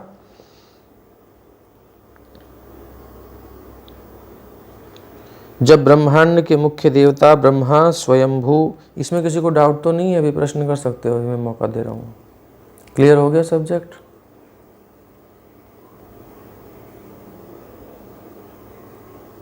अरे भाई कुछ तो बोलो, मैसेज कर सकते हो। हाँ मुरलिका जी, क्लियर हो गया आपको? हाँ जी प्रभु जी, एक चीज की प्रेरणा भगवान ही देते हैं या हमारी इच्छा अनुसार ही आती है? अरे भैया दोनों इतनी कंडीशन में, इतनी देर तो चाहे भक्त हो। इतनी देर तो समझा तो रहा हूँ मैं, और बताया क्या? इच्छा हमारी है, थोड़ा सा। हमारी इच्छा है, लेकिन उसे एक्टिवेट करने के लिए कोई पावर तो चाहिए। आपके पास इंस्ट्रूमेंट है, आपके पास फैन है, आपके पास एसी है, आपका है, बट इसको चलाने के लिए पावर तो कहीं से चाहिए ना। तो पावर हाउस से सप्लाई आएगी ना। आप कोई भी इंस्ट्रूमेंट रख सकते हो, कोई भी अपना जो भी व्यवस्था रख सकते हो इलेक्ट्रिकल, बट पावर तो आपके पास नहीं है ना, पावर तो कहीं से आएगी ना उसको एक्टिवेट करने के लिए। तो इसी प्रकार से इच्छा कोई भी कर सकते हैं, लेकिन उसकी पावर भगवान से आ रखी है, उसे पूरी करने की भी सामर्थ्य भगवान ही देते हैं। हर चीज़ भगवान अप्लाई देते हैं, मतलब पूरी तरह डिपेंड है भगवान पर। लेकिन क्योंकि हम उनकी इच्छा के अनुसार नहीं चल के अपना सेपरेट कुछ करना चाहते हैं, तो ये है। तो दोनों स्थितियों में भगवान ही देने वाले हैं। एक स्थिति में हमारी ही की गई इच्छा, हमारी ही डिज़ायर को वो दोबारा याद कराते हैं, वो इच्छा फिर प्रकट करते हैं।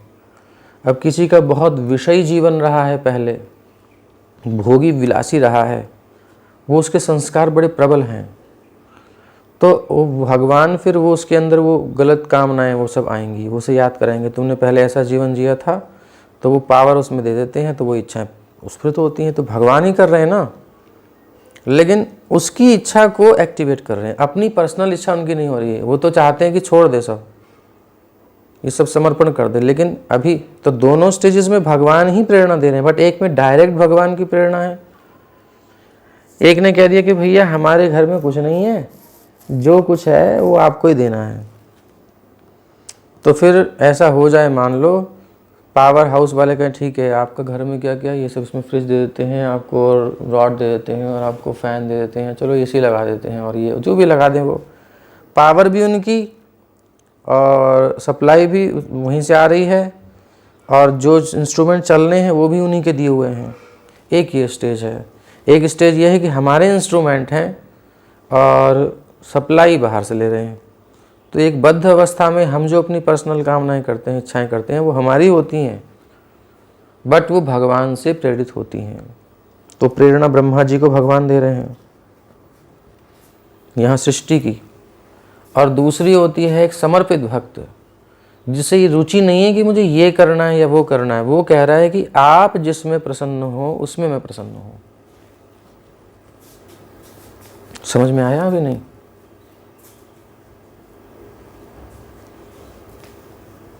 जी, हरे कृष्णा। हरे कृष्णा सर, हरे कृष्णा प्रभु जी। जी जी। प्रेरणा प्रभु जी प्रेरणा हमारी होती है और इच्छा हमारी होती है और प्रेरणा भगवान दे देते हैं। जी जी जी। ऐसा ही है। मेरी शक्ति के द्वारा प्रेरणा पाकर,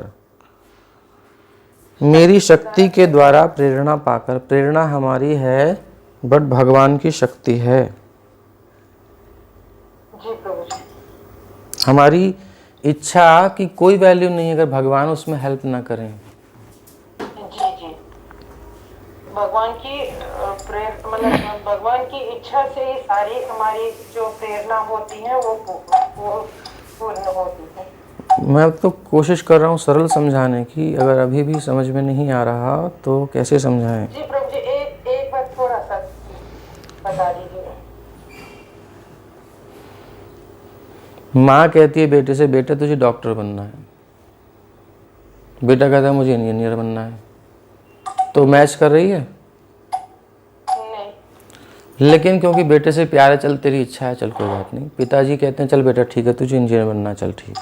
मैं सोचा था कि फैमिली में सब डॉक्टर हैं तो डॉक्टर बन जाता है, ईजी हो जाता है, सारा सर्कल तुझे मिल जाता है, सारी प्रॉब्लम ही नहीं थी कोई।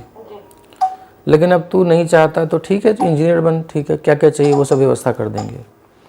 तो ये एक स्थिति होगी। तो व्यवस्था तो माता पिता नहीं करनी है, चाहे डॉक्टर बने चाहे वो इंजीनियर बने।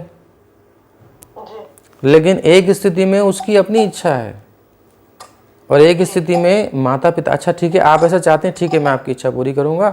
तो ये दोनों स्थितियां आप समझ में आया नहीं? मुरलिका जी आ गए समझ में?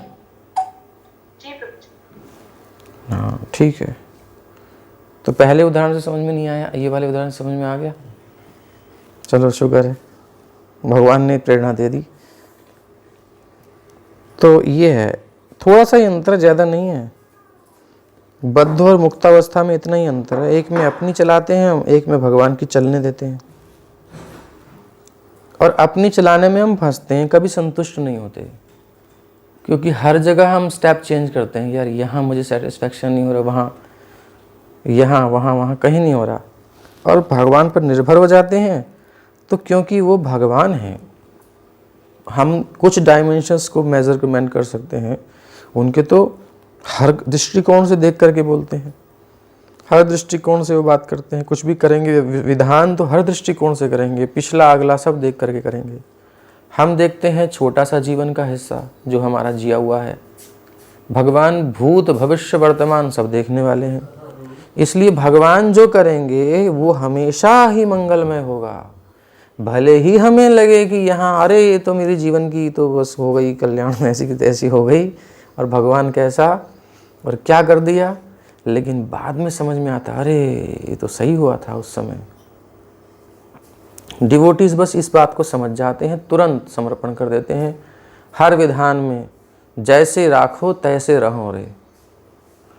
कभी भगवान भूखा रखते हैं, कभी भोजन देते हैं। हर परिस्थिति में भगवान का धन्यवाद, हर परिस्थिति में। हृतवाग वपुभिर्विदधन नमस्ते जीवेत यो मुक्ति पदे सदाय भाग। ये श्लोक याद कर लो अच्छे से, ये हमने पहले भी कहा है, कम से कम इसका भावार्थ पता होना चाहिए। इस सोच के अनुसार हमें जीना है अगर हमें भक्त बनना है भगवान का। मृत्यु भी स्वीकार करने में कोई टेंशन नहीं। महान रोग हो जाए, परिवार से अलग कर दिया जाए, बेइज्जती हो जाए, सब भगवान की कृपा हो जाएगी फिर, और उससे मंगल होने वाला है। लेकिन ये इतनी जल्दी समझ में आएगा नहीं, ठीक है ना। तो बिटुआ अपने मन से चलना चाहता है तब भी माँ बाप उसकी हेल्प करेंगे, और बिटुआ अगर माता पिता के मन से चलता है तब भी माँ बाप हेल्प करेंगे। लेकिन एक में माता पिता की प्रसन्नता, उनका सहयोग है। केवल इतनी बात समझना, बाकी ये डॉक्टर और इंजीनियर को लेके पकड़ के मत बैठ जाना कि बच्चे को तो स्वतंत्रता देनी चाहिए और उसको तो इच्छा है तो उसे सपोर्ट करना चाहिए। वो चीज़ें मैं नहीं कह रहा हूँ, मैं बस एक बात समझा रहा हूँ दोनों में अंतर क्या है। दोनों में सप्लाई माता पिता ही करेंगे और जो भी बनना है, लेकिन एक है उसकी स्वतंत्र इच्छा, एक है माता पिता में मिली हुई इच्छा, इतना ही अंतर है।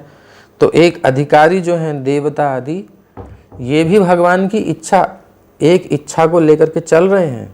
भगवान की सृष्टि की इच्छा है और सृष्टि में जीवों को अवसर देने की इच्छा है, तो कुछ मैनेजमेंट वो खुद भी संभाल सकते हैं।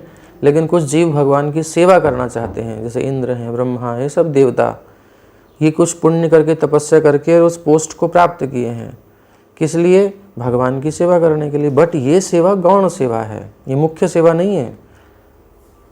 जैसे कि कोई जेल में सेवा करना चाहे, जेल में जेलर बनना चाहे, या कुछ और भी उसके जेल में कई पोस्टें होती होंगी, तो ये भी सरकार की सेवा है। बट क्या सरकार की इच्छा है कि वो जेल को बनाए, जेल को मेंटेन करे? उसका सिर दर्द है कि नहीं?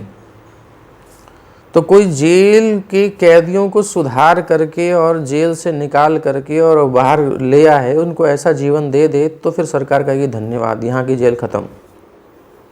यानी उस एरिया के पूरी जीवात्माओं को शुद्ध कर दिया, तो जेल का खर्चा बचा, टेंशन बची सरकार की। तो इच्छा सरकार की है, मैनेजमेंट सरकार का है, बट वो जेल से खुश नहीं है। ऐसे ही भौतिक जगत में देवी देवता सेवा चाहते हैं, करते हैं, भगवान खुश होते हैं। किस लिए खुश हो रहे हैं भगवान? ये भी समझ लो, भगवान ने कहा मैं प्रसन्न हूँ। वो इसलिए प्रसन्न है कि ये एक अवसर है जीव को सृष्टि के माध्यम से मुक्त होने का, भगवत धाम वापस जाने का अवसर देने की ये तैयारी है, ये व्यवस्था है। भगवान इसलिए खुश हो रहे हैं, इसलिए नहीं कि ये संसार बना रहे और जीव सड़ते रहें, दुखी रहें, क्योंकि भगवान ने कहा मैं चाहता हूँ जीव सुखी रहें। तो ये एक बात अच्छे से समझ लेनी चाहिए, भगवान कभी भी जीव को संसार में फंसाना नहीं चाहते। वो केवल हमारी इच्छाओं की पूर्ति के लिए सब व्यवस्था किए हैं। वो बनाना चाहते हैं, वो तो अपने पास रखना चाहते हैं, अपनी सेवा में अपना प्रेम देना चाहते हैं निज, लेकिन हम उनसे अलग रह करके कुछ करना चाहते हैं। उनसे अलग मतलब उनके निज सेवा से, उनकी इच्छा में इच्छा न मिला के, उनकी बाहर की इच्छाएं, गौण इच्छाओं में अपना सेवा करना चाहते हैं कुछ देवी देवता। बाकी जनरली सब लोग अपने मन से चलने वाले हैं, हम जैसे। आप तो सब श्रेष्ठ हैं। अभी क्लियर हो गया मैटर या नहीं हुआ? यस या नो, फटाफट बोलिए। जी प्रभु जी, क्लियर है। चलिए फिर, क्लियर है प्रभु जी। जब ब्रह्मांड के मुख्य देवता ब्रह्मा स्वयंभू मेरी शक्ति के द्वारा प्रेरणा पाकर सृजन करने का प्रयास कर रहे थे, तो उन्होंने अपने आप को असमर्थ पाया। यानी पावर ही नहीं है। प्रेरणा तक तो दे दी, शक्ति भगवान की थी, उससे प्रेरणा दे दी। अब प्रेरणा के बाद शक्ति और करने की भी तो चाहिए, व्यवस्था चाहिए सब। तो वो अपने आप को असमर्थ पाते हैं। बोले इच्छा तो मेरी है, इच्छा तो समझ में आ गई मेरी ये है, लेकिन मैं करूं कैसे? तो फिर भगवान ने कहा इसलिए मैंने उन्हें सलाह दी और मेरे आदेशों के अनुसार उन्होंने अत्यंत कठिन तपस्या की। भगवान ने कैसे सलाह दी? भगवान तो प्रकट नहीं हुए थे तब। तो समुद्र की जो लहरें थीं, जो उसे जब लगती थी थप थप से, उसने तप का यानी तार पा 2 वर्ण सुनाई दिए। तो बाहर से वाइब्रेशन हो रहा है, साउंड आ रही है, उसको अंडरस्टैंड करना भी भगवान की शक्ति से हो रहा है। मतलब पूरी तरह डिपेंड है हम उधर से। भगवान कितना हम डिपेंड, सोचिए। ता पा 2 वर्ण दे रहे हैं। ता पा का अर्थ क्या है? उस समय तो कोई कुछ था नहीं, कोई यूनिवर्सिटी नहीं थी, ब्रह्मा जी फर्स्ट जीव थे, तो समझे कैसे? और प्रेरक फिर भगवान प्रेरणा देते हैं। इसका मतलब है कि ये तप यानी तपस्या करो। कैसे करो? वो भी भगवान प्रेरणा दे रहे हैं। इतना डिपेंड है हम भगवान पर, हमारी ही इच्छा के अनुसार करने के लिए भी। तो इस तपस्या के कारण सृजन के कार्यों में अपनी सहायता के लिए उन्होंने तुम्हारे सहित 9 पुरुषों को उत्पन्न किया। तो तपस्या के बिना कुछ भी संभव नहीं है, किंतु ब्रह्मा को उनकी तपस्या के कारण इस संपूर्ण ब्रह्मांड का सृजन करने के लिए शक्ति प्रदान की गई थी। क्योंकि उनकी सृजन करने की इच्छा थी, इसलिए भगवान ने वही शक्ति दे दी। हम जितनी ही अधिक तपस्या करते हैं, भगवत कृपा से हम उतने ही अधिक शक्तिमान बनते हैं। तो हम जो सेवा करेंगे, हम जो ये प्रचार का कार्य कर रहे हैं, ये क्या हम अपनी इच्छा से कर रहे हैं? किसी की इच्छा नहीं है। लेकिन क्योंकि भगवान गीता में कह रहे हैं न च तस्मान मनुष्येषु कश्चिन में प्रिय कृतम है, जो ये रहस्य दूसरों को बताता है, मेरे भक्तों को बताता है, उससे प्रिय मुझे कोई नहीं है। ये हमने पढ़ा और प्रभुपाद जी ने फोर्स किया कि भाई प्रचार करो, प्रचार करो, भगवान की इच्छा पूरी करो। हर जगह ये कह रहे हैं। और तुम लोग भी भजन करो, अपना भी जीवन संभालो, सुधारो और दूसरों का भी। तो ये हमको मिल रही है इच्छा कहीं से, हमारी नहीं है। हमारी होती तो हम तो यहाँ होते ही नहीं, हम तो अपने कहीं रंगरलियाँ मना रहे होते हैं। लेकिन ये भगवान की इच्छा हमने अडॉप्ट की, स्वीकार करी। ये है डिवोशन। अब भगवान की शक्ति आएगी, वो अनलिमिटेड हो जाएगी जितना हमारा समर्पण होगा। अभी तो हम केवल कहने से चल रहे हैं ना, अभी वो हमारे अंदर से इच्छा नहीं आ रही, एक स्पॉन्टेनियस, सहज नहीं आ रही। वो जैसे प्रभुपाद जी की इच्छा थी, जैसे उनके कई डिसाइपल्स की है जो लगे हुए हैं उनके आदेश को पूरा करने के लिए। तो ये अंतर है बस। तपस्या दोनों में चाहिए, कुछ भी करना हो। जितनी ही अधिक हम तपस्या करते हैं, भगवत कृपा से हम उतने ही अधिक शक्तिमान बनते हैं। इसलिए ऋषभ देव ने अपने पुत्रों को सलाह दी, तपो दिव्यम पुत्र का येन सत्वं शुद्ध्येद। भक्ति के दैवी पद को प्राप्त करने के लिए मनुष्य को तपस्या में संलग्न होना चाहिए। यानी कि सत्कार्यों में लगने पर कुछ कष्ट भी हो तो उसको सहना चाहिए। भगवत सेवा में लगने पर कुछ कष्ट हो तो उसको सहना चाहिए। अभी हमारे लिए इतना ही है। अभी हम जा कर के, घर से निकल कर के और हिमालय में जा कर के और कहीं तपस्या नहीं कर सकते। अभी हमारे लिए यही है कि भैया घर पे ही रह के सुबह उठ जाओ, 3-4 बजे उठ जाओ, उठ करके 2 घंटा जप करो, आरती करो, सेवाएं करो भगवान की बहुत सारी, वो सब आप सुनेंगे ही श्री कृष्ण सेवा में।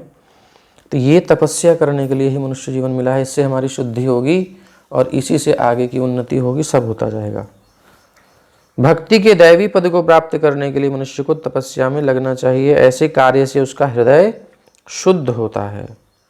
और फिर जब हृदय शुद्ध हो जाता है, जब लोहे की जंग हट गई, तो नेचुरल उसका चुंबक से आकर्षण प्रकट हो जाएगा। कुछ करना ही नहीं है उसको, भगवान से प्रेम जागृत करना है।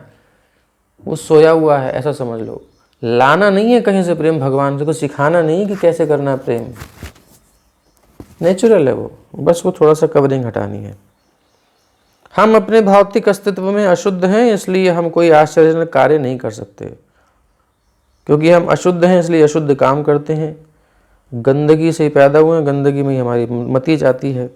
लेकिन यदि हम देखो, माता पिता जनरली उनकी ये इच्छा किस माता पिता की होती है, दुर्लभ होते हैं कि भाई हम अपनी संतान को भक्त बनाना चाहते हैं, उसे विषयों में लिप्त नहीं करना चाहते। ऐसी सोच रख करके और फिर वो संतान उत्पन्न करें, ऐसे माता पिता बहुत दुर्लभ हैं। इफेक्ट है जनरली स्वसुख वासना कहीं होती है, कहीं अपना इंद्रिय तृप्ति का भाव होता है, जिसको आजकल प्यार कहते हैं, और उसी के फलस्वरूप संतान होती है। तो वो काम के कारण उत्पन्न हुई है, नान्यत काम हेतुकम। वो गुणवान नहीं हो सकती, उसको परिष्कार करना पड़ेगा। लेकिन जिसने इस प्रकार की चेतना से किया है, वो संतान फिर वो जो कि दिव्य आत्माएं वेट कर रही हैं आकाश में कि कोई ऐसे माता पिता मिले। तो जब ऐसे होते हैं तो फिर वो आकर के वो कृतार्थ करती हैं। ऐसे हुए हैं संत, कई जीवात्माएं ऐसी होती हैं। तो कराची में, पाकिस्तान में 2 भाई थे, वो राम जी के भक्त। तो एक तो तपस्या कर भजन करने चला गया, दूसरे को वो भजन कर रहा था, ज़्यादातर उसी में रहता था। दूसरे छोटा था, उसको भी पिता ने कहा कि तुझे शादी करनी है, तुझे रहना है। तो वो चुप रहता था, बोलता नहीं था ज़्यादा। तो दूसरे को कहा, एक बार बात हो गई, बढ़ गई। बोले देख, वो तो चला गया भजन में, अब तुझे शादी करनी है, मेरी इच्छा है। बोले पिताजी देखिए, ये शरीर भजन के लिए मिला है, भोग के लिए नहीं मिला है। नहीं, ये शरीर तुझे मैंने दिया है, इस पर मेरा अधिकार है, इसलिए जैसा मैं कहूँगा वैसा करेगा। अब आपने डांट लगा दी।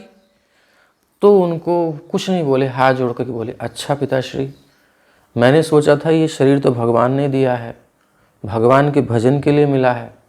आपने कह दिया कि ये आपका है और ये भजन मुझे नहीं करना है, तो ठीक है, फिर ये शरीर आपको हम समर्पित करते हैं। तुरंत वहीं बैठे, आसन लगाया, भगवान का चिंतन किया, मस्तक को फोड़ करके उनके प्राण निकल गए। देखता रह गया पिता। तो कभी कभी ऐसी संतान आ जाती है कहीं किसी पुण्य से किसी के यहाँ, कुछ तो बुलाते हैं, कुछ किसी की पूर्व जन्मों के सुकृत होते हैं कि उसको भक्त संतान मिले, कई चीज़ें हैं। तो ऐसी संतानें आती हैं, नहीं तो वो टिकती नहीं है। फिर ऐसे किसी के यहाँ कोई बच्चा था, बोलता ही नहीं था,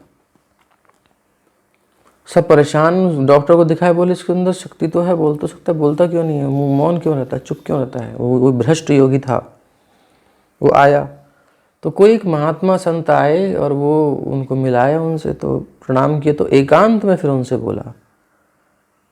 बोले हम पहले इतने बड़े वो थे, ऋषि थे, और ऐसे ऐसे तपस्या हम कर रहे थे, हमसे थोड़ी सी बात हो गई, गलती से हमने कुछ बोला, तो उस सबसे हमने कहा अब संसार में नहीं फंसना, इस चक्कर में हमको शरीर मिला, पूरी घटना नहीं याद बट ये है।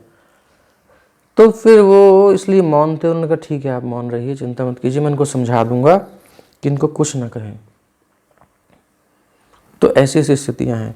तो जीवात्माएं हैं जो चाहती हैं, अब सभी कुछ है, किसको किधर जाना है वो उसके ऊपर है। तो तपस्या में संलग्न होना चाहिए, उससे हृदय शुद्ध होता है। अपने भौतिक अस्तित्व में अशुद्ध हैं हम सब, और इसलिए हम कोई आश्चर्यजनक कार्य नहीं कर सकते, क्योंकि हम कॉन्टेमिनेटेड हैं, हमारे को इन्फेक्शन हो चुका है, बीमार हैं, इसलिए ज़्यादा कुछ नहीं कर सकते। लेकिन यदि हम अपने जीवन को तपस्या के द्वारा शुद्ध कर लें तो भगवत कृपा से, तब भी कृपा चाहिए, लेकिन वो कृपा आविर्भूत होती है, उसको धारण करने की शक्ति तो हो। अब पात्र में खटाई है तो दूध डालेंगे तो फट जाएगा, तो पहले पात्र साफ कर लो। साफ करने के लिए अपनी इच्छा होनी चाहिए तपस्या करने की, सहने की। तो जितनी सामर्थ्य है उसको सहते सहते सहने की सामर्थ्य बढ़ती है। जो चीज़ करेंगे उसमें लगेंगे, वो एकदम से हम उसमें बढ़ते जाएंगे, धीरे धीरे प्रवेश हो जाता है। कुछ नहीं आता है, नो प्रॉब्लम, जब करने लगोगे तो आ जाएगा। भगवान को प्रेरणा देते रहते हैं आगे। यदि हम अपने जीवन को तपस्या द्वारा शुद्ध कर लें तो भगवत कृपा से हम आश्चर्यजनक कार्य कर सकते हैं। इसलिए तपस्या बहुत महत्वपूर्ण है, जैसा कि श्लोक में बल दिया गया है। इसको पकड़ लीजिए बस। हमें तपस्या करनी है। तपस्या मतलब अपनी शुद्धि के लिए भगवत सेवा में लगना है। पहले तो शुद्धि होगी, फिर जब शुद्धि हो जाएगी उस अनुपात में भगवान की कृपा हम ग्रहण कर पाएंगे। कृपा तो है बट ग्रहण कर पाएंगे, और फिर उसके बाद हम एक्स्ट्रा ऑर्डिनरी कार्य कर सकते हैं। एषा पंचजनस्यांग दुहिता वै प्रजापते असिक्नी नाम पत्नी त्वे प्रजेश प्रतिगृह्यताम। अब ये जो है भगवान के आशीर्वाद से ये संतानें उत्पन्न करेंगे, तो 2 बार तो संतान उत्पन्न होगी, वो नारद जी बना देंगे भक्त, क्योंकि भगवान का दर्शन किया है, भगवान के दर्शन का प्रभाव है। उस चिंतन में जब इन्होंने संग किया अपनी पत्नी का, तो फिर जो संतानें हुई भक्त होंगी। नारद जी ने कहा अच्छा मौका है, शुद्ध संतानें आ रही हैं, इनको जल्दी से भगवत धाम भेज दो।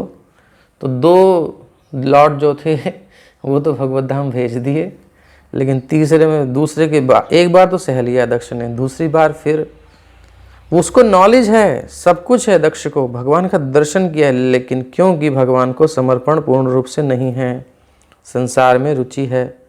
हाँ, भगवान की धर्म के अनुसार ही कार्य कर रहा है, बट फिर भी कहीं डिफरेंस है। तो इसलिए नहीं तो प्रसन्न होना चाहिए था ना, कोई भक्त बन गया, मेरा बच्चा भगवान के धाम चला गया, गृहस्थी में नहीं गया, सीधा मुक्त हो गया सन्यासी, तो खुश होना चाहिए था। लेकिन क्योंकि अभी भगवान से पूर्ण रूप से मैच नहीं कर रही इच्छाएं, थोड़ी सी मैच करी संसार संबंधी, वो अवसर देना चाहता है। और ये भौतिक प्रकृति का एक दोष है, जब इन गुणों के चक्कर में कोई आता है तो फिर वो आसक्त हो ही जाता है। काजल की कोठली में कितना सयाना जाए, दाग तो लग ही जाता है कहीं ना कहीं। सो ये भी कारण है। तो पहली चेतना उसकी भगवत दर्शन की थी, इसलिए उसने 2 बार संतानें उत्पन्न की, सो दोनों भगवत धाम चली गई। उसका प्रभाव तो रहता, लेकिन गुस्सा कर दिया नारद जी के ऊपर, शाप दे दिया नारद जी को। तो ये सब आप सुनेंगे। मतलब मैं ये कह रहा हूँ कि अगर वो भक्त होते फुल सरेंडर वाले, भगवान की इच्छा में इनकी इच्छा होती, तो उनको क्रोध नहीं आता। लेकिन भगवान उनको स्वीकार कर रहे हैं, क्योंकि वो सृष्टि में उनका सहयोग करना चाहते हैं। तो कुछ तो सेवा कर रहे हैं ना, तो इनकी ग्रोथ होगी, बाद में होगी,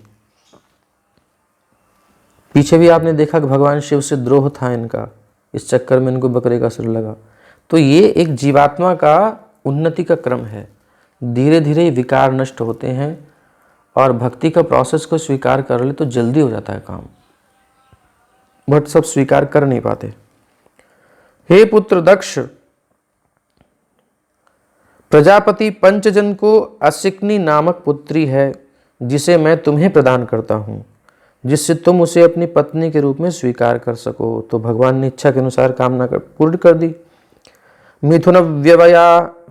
मिथुन व्यवाय धर्मस्त्वं प्रजा सर्गमिमं पुनः मिथुन व्यवाय धर्मिण्याम भूरिशो भावयिष्यसि।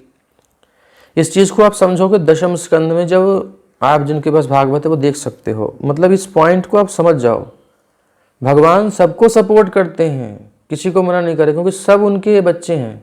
हर एक बच्चे की हर एक कामना पूर्ण करने की क्षमता उनकी है और पूरा कंट्रोल उनका है। इसलिए किसी को कहीं भी दबा सकते हैं, मना कर सकते हैं, कंट्रोल कर सकते हैं, फुल उनके पास पावर है। फिर भी वो उनकी अनुसार चल के देखते हैं कि तेरी इच्छा पूरी कर, तू कहाँ तक करेगा, करके देख ले। जब तेरे को लगे कि मुझसे नहीं संभल रहा तब मुझे समर्पण कर देना। भगवान जबरदस्ती नहीं करते। तो इसलिए हर एक की व्यवस्था भगवान ने कर रखी है। तो मैं ये कह रहा हूँ कि इन्होंने जो इच्छा रखी, और एक उधर क्या नाम है उन महाराज का, मुचकुंद महाराज, मुचकुंद जब भगवान का दर्शन करते हैं तो भगवान वर मांगने के लिए कह रहे हैं उनसे, और महाराज मुचकुंद कहते हैं कि क्यों ठग रहे हैं महाराज, मुझे कुछ नहीं चाहिए आपसे, ये सब मैं देख चुका हूँ, संसार के वैभव सब ठग है, कुछ नहीं है, सारे विश्व का साम्राज्य मेरा सब गायब हो गया, स्वर्ग में चला गया। तो देवताओं की सहायता करने के लिए गए, इतने प्रतापी राजा, पृथ्वी से उनको बुलाया स्पेशली कि बोले हम युद्ध चल रहा है असुरों के साथ, आप हमारी हेल्प करो। सेनापति नहीं ऐसा कोई प्रबल, आप प्रतापी हैं। तो वो गए वहाँ, युद्ध किया, हराया असुरों को। तब कार्तिकेय आ गए, तो कार्तिकेय को फिर जो है सेनापति बनाकर ये इनको रेस्ट दिया। तो ये कथा आप सुनेंगे। तो वरदान मांगने के लिए भगवान कहते हैं और ये मना करते हैं, सब बताते हैं। तो भगवान कहते हैं कि तुमने मेरी माया को जीत लिया, मेरे कहने पर भी तुम नहीं ले रहे। तो भगवान तो ऑफर करते हैं, ये टेस्टिंग हो जाती है हमारी, हमारे अंदर इच्छा है कि नहीं। हम भोग नहीं लें देने पर भी भगवान के, और ये बहुत कठिन है। साक्षात भगवान सामने आकर कुछ दें और हम उसको मना कर दें, ये बहुत बड़ा टेस्ट है। हम तो संसार में फंसे पड़े हैं, भगवान के सामने क्या टेस्ट देंगे। लेकिन डिवोटी ऐसे होते हैं। मुचकुंद महाराज ने मना किया, भगवान खुश हो गए, बोले तुमने मेरी माया को जीत लिया। वास्तव में जो मेरी माया से मोहित होता है वही मुझसे कुछ मांगता है। तो भगवान ने कहा अब तुम मेरे हो, जाओ, फिर अगले जन्म में तो तुम्हारा कुछ पाप अभी बचा है, प्रारब्ध, इसे भोग लो। अगली बार तुम नरसिंह मेहता के रूप में, मतलब नाम नहीं लिया, बट एक ब्राह्मण के रूप में प्रकट होगे और पूरी भूतल पर प्रचार करोगे। तो भगवान की असली इच्छा ये है कि जीव संसार के इस गर्त से निकले, ये भोगों के जंगल से निकल जाए। लेकिन ये सबके बस की नहीं है, इसलिए भगवान ऑफर देते हैं, ठीक है तुम भोगते हुए भी थोड़ा भजन करो, ठीक है करो। ये वैदिक कर्म कांड विधान सब इसीलिए हैं। जो सब समझ जाता है ना, वो किसी चक्कर में नहीं पड़ता, वो सीधा निकलता है पतली गली से, भगवान के देने पर भी नहीं लेता। तो ये इनको दिया जा रहा है। तो मिथुन व्यवाय धर्मस्तम प्रजा सर्गमिमं पुनः। सबको समझ में आ रही है बात नहीं, या कुछ डाउट है? अब तो ये क्लास शुरू, ये तो क्लास शुरू हो गई अब बिल्कुल स्कूल वाली। अब वार्षिक पारायण मुझे लगता नहीं ऐसे होगा। तो अब पुरुष तथा स्त्री रूप से यौन जीवन में संयुक्त हो जाओ, और इस प्रकार सम्यक रूप से भोग के द्वारा तुम इस कन्या के गर्भ से जनसंख्या की वृद्धि करने के लिए सैकड़ों संतानें उत्पन्न कर सकते हो। इसके पास भी पावर है, तुम्हारे पास भी मैं शक्ति दे रहा हूँ कि सैकड़ों संतानें उत्पन्न कर सकते हो तुम, यानी हजारों। जब ये इच्छा है तो भगवान दे रहे हैं।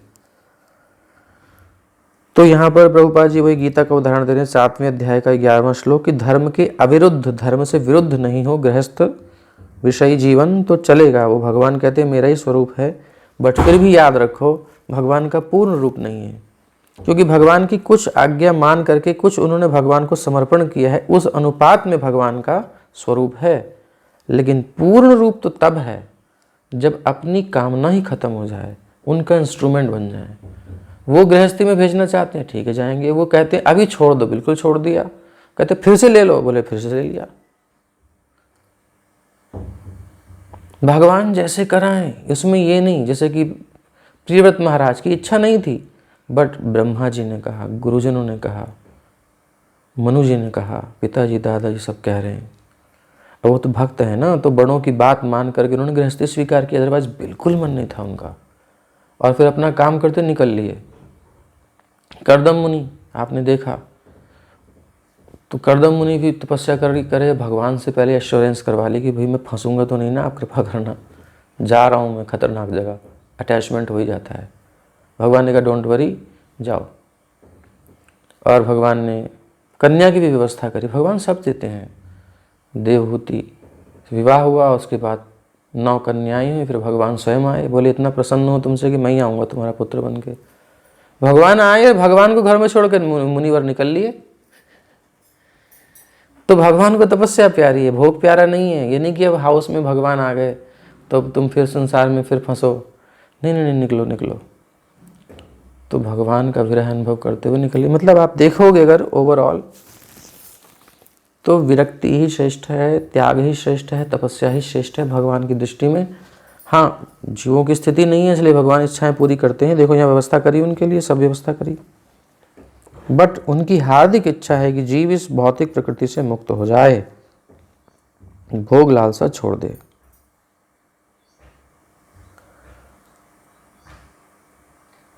तो धर्म के विरुद्ध यदि हम केवल अपने एंजॉयमेंट, सेंस एंजॉयमेंट के लिए, जैसे कि आजकल प्रथा है, उसके लिए यदि हम विवाह आदि का नाम बस एक चल रहा है, कॉन्ट्रैक्ट कर लेते हैं, तो वो कोई अच्छा जीवन नहीं है। लेकिन भगवान की इच्छा के अनुसार करता है तो बेटर है, ठीक है, गुड है, गंदा नहीं है। तो यहाँ पर इस संबंध में श्रील विश्वनाथ चक्रवर्ती ठाकुर टिप्पणी करते हैं कि प्रजापति दक्ष को असीमित संभोग की सुविधा प्रदान की गई थी। दक्ष अपने पूर्व जीवन में दक्ष के ही नाम से विख्यात था। दक्ष मतलब परफेक्ट है, जो संतान उत्पन्न करने में। किंतु यज्ञ संपन्न करते समय उसने शिव का अपमान किया था, इसलिए उसके सिर के स्थान पर बकरे का सिर लगा दिया था। और तब दक्ष ने अपनी स्पतित अवस्था के कारण अपना शरीर त्याग दिया, किंतु उसमें वही असीम इच्छा बनी रही।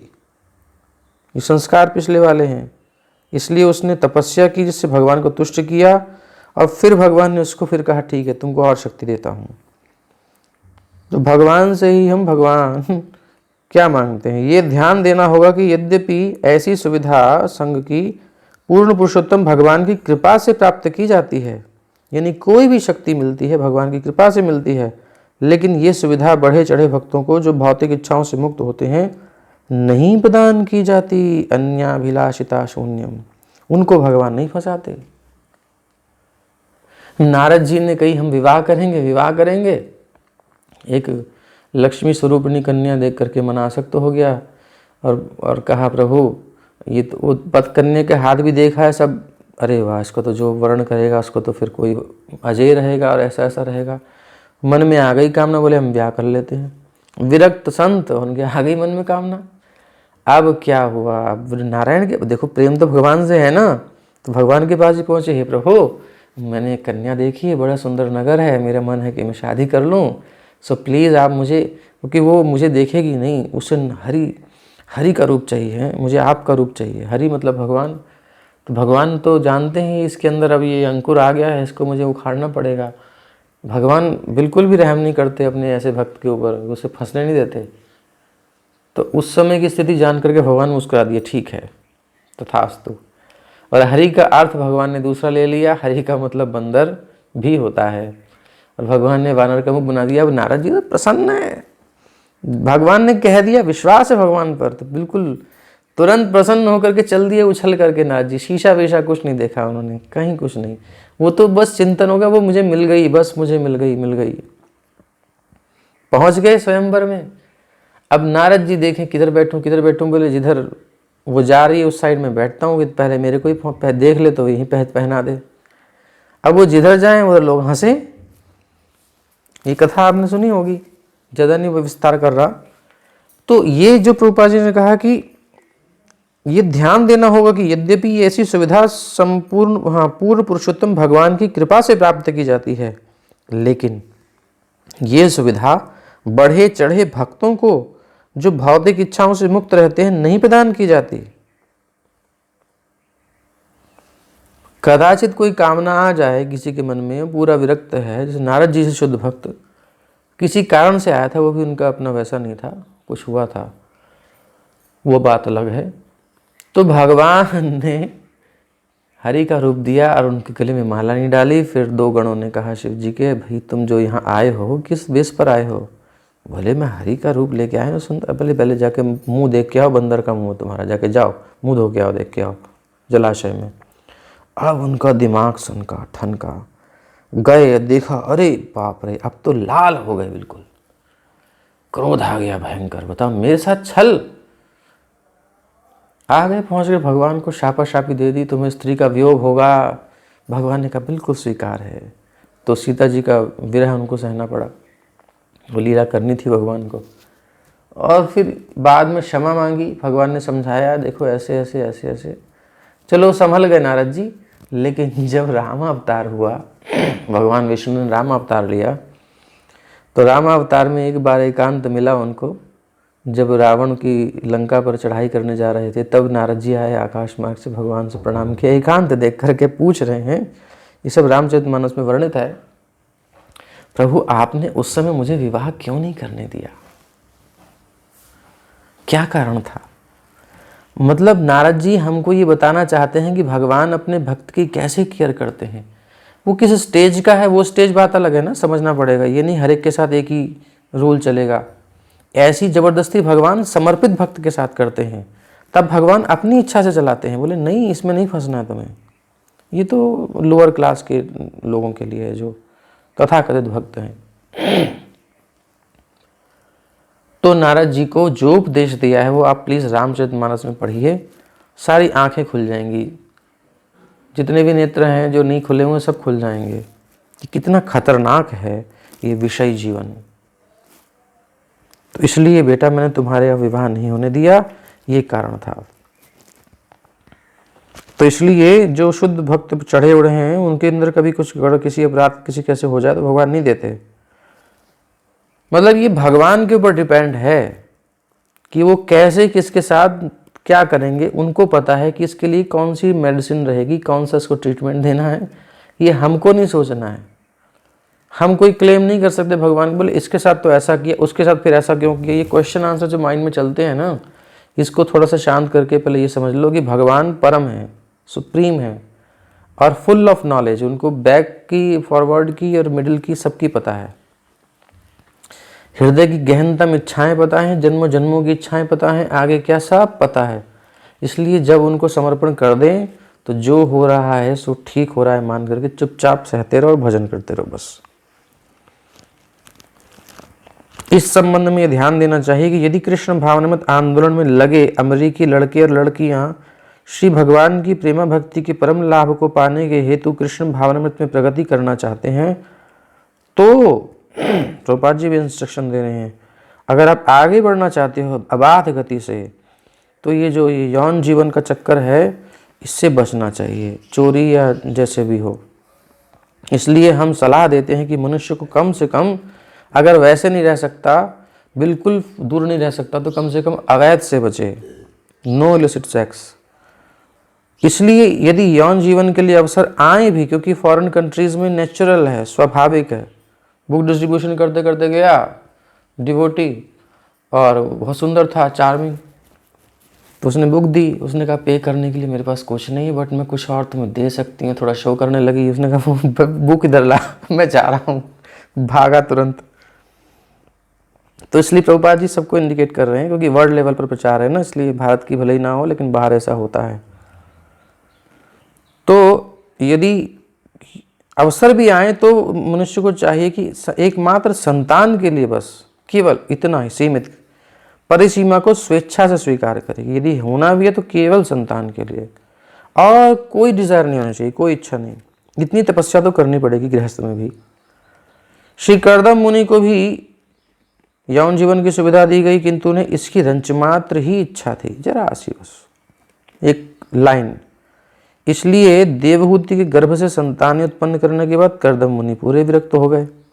मतलब यही है कि यदि कोई भगवत धाम को जाना चाहता है, प्राप्त करना चाहता है, back to home, back to Godhead, then इस डिजायर से हमें बचना पड़ेगा।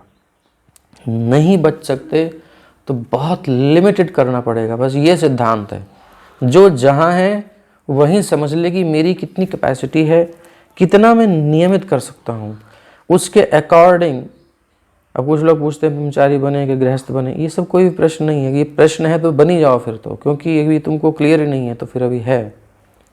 लेकिन कहाँ रहना है तो उसके क्या रूल है ये पता होना चाहिए, अगर भगवत धाम जाना है तो। और अदरवाइज तो फिर गड्ढे में गिरने की कोई कमी नहीं है, जाओ जहाँ जाना है। नरक बहुत सारे हैं नीचे जाने के लिए।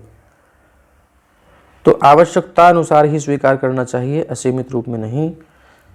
और बहुत कष्ट होता है। किसी को ये नहीं सोचना चाहिए कि प्रजापति दक्ष ने, क्योंकि जितना हम इस प्रकार की क्रियाओं में लिप्त होंगे ना, उतना बॉडी से अटैचमेंट बढ़ेगा, बॉडी कॉन्शियस बढ़ेगी, शारीरिक चेतना बढ़ेगी, शरीर में मैंपन बढ़ेगा। क्योंकि शरीर से मानेंगे ना हम सीधा सब कुछ, बिना शरीर के कुछ है ही नहीं, तो वो और नीचे के स्तर पर जाते जाएंगे, नीचे जाते जाएंगे, नीचे जाते जाएंगे। एक पार्श्विक स्तर पर पहुंच जाता है जीव।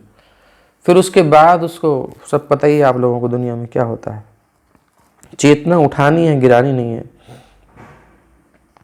तो अगले किसी को ये नहीं सोचना चाहिए कि प्रजापति दक्ष ने असीमित सामर्थ्य प्राप्त करके भगवान की कृपा प्राप्त की, क्योंकि अगले श्लोकों से पता चलेगा कि प्रजापति दक्ष ने पुनः अपराध किया। पहले शिव जी के चरणों में किया था और इस बार नारद मुनि के चरण कमलों में किया। तो ये समस्या है, क्योंकि व्यक्ति अहंकारी हो जाता है, उसके अंदर गर्व आ जाता है, शरीर की प्रति चेतना बढ़ जाती है। ठीक, किसी को नहीं समझता जितना इसमें लिप्त होता है। इसलिए यद्यपि ये जो जीवन है, भौतिक जीवन, भौतिक जगत का सबसे ऊंचा भोग है। दुनिया इसी के लिए पागल है, सारे एडवर्टाइजमेंट इसी को केंद्र करके चलाए जा रहे हैं। कैसे, कहाँ, किस रूप में रखना है ताकि अट्रैक्ट हो लोग और हमारा प्रोडक्ट खरीदें। हर जगह यही चल रहा है, इसके बिना कोई चल ही नहीं सकता। किसी को भी एंथुसियाज्म, उत्साह मिलता है तो इन सब चीज़ों से मिलता है। कुछ उसको आकर्षण होना चाहिए लाइफ में, तभी वो बढ़ पाता है, नहीं तो वो डल हो जाता है। तो ये भौतिक जगत का सर्वोच्च भोग है, और यद्यपि भगवत कृपा से मनुष्य को ये सुख का अवसर प्राप्त तो होता है, हो सकता है, लेकिन इसमें अपराध करने का खतरा बना रहता है, ये प्रॉब्लम है। और दक्ष ऐसे अपराधों के लिए बिल्कुल तैयार था। अब देख लो, जो जितना आसक्त है शरीर संसार में, उसे जरा सा भी अपना कुछ भी लॉस सहन नहीं होता, पगला जाता है, वो पागल हो जाता है।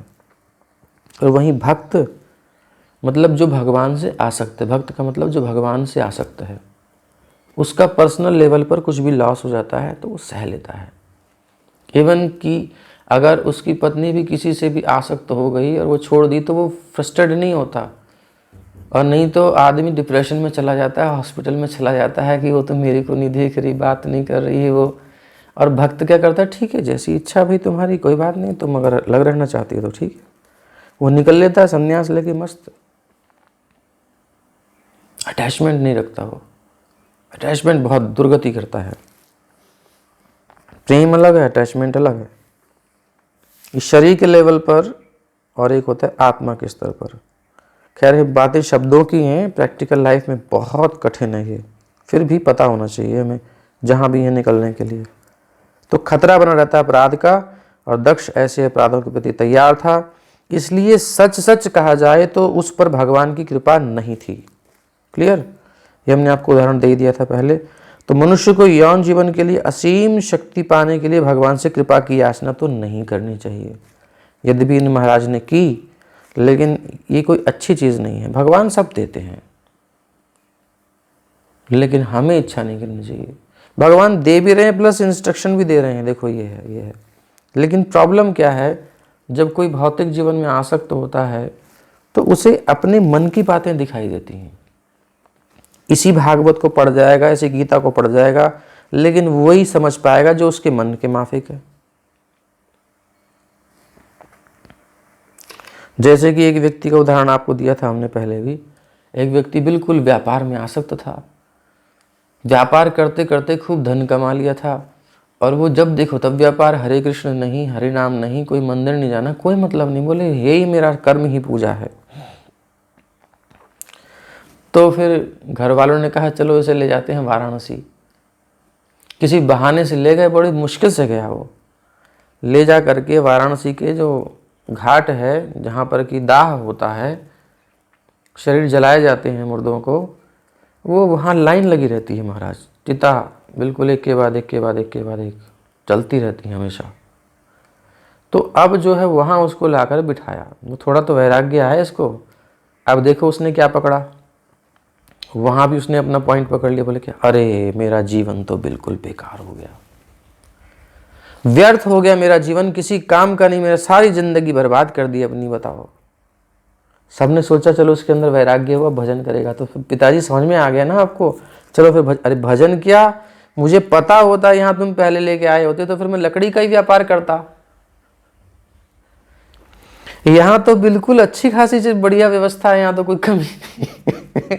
अब बताओ उसको अर्थियां नहीं दिखाई दे रही, उसे लकड़ी का व्यापार दिखाई दे रहा है। ये चेतना है जीव की जो निकलता नहीं, ऐसा जोंक की तरह चिपक गया है भोगों में कि इसके कारण उसे मौत नहीं दिखाई देती। ऐसे धूर्त डॉक्टर्स हैं आजकल, वो डॉक्टर तो नाम के हैं, एक्चुअली वो बिजनेसमैन, व्यापारी हैं। व्यापारी भी कहना बेकार है, क्योंकि व्यापारी भी एक अच्छा व्यक्ति होता है। वो धूर्त होते हैं कुछ लोग, प्रोफेशन में चले जाते हैं, वो सोच रहे हैं अभी अच्छा मौका है, इतना महंगा ट्रीटमेंट कर दिया, इतनी परेशानी में भी, ये नहीं कि कुछ हेल्प कर दें।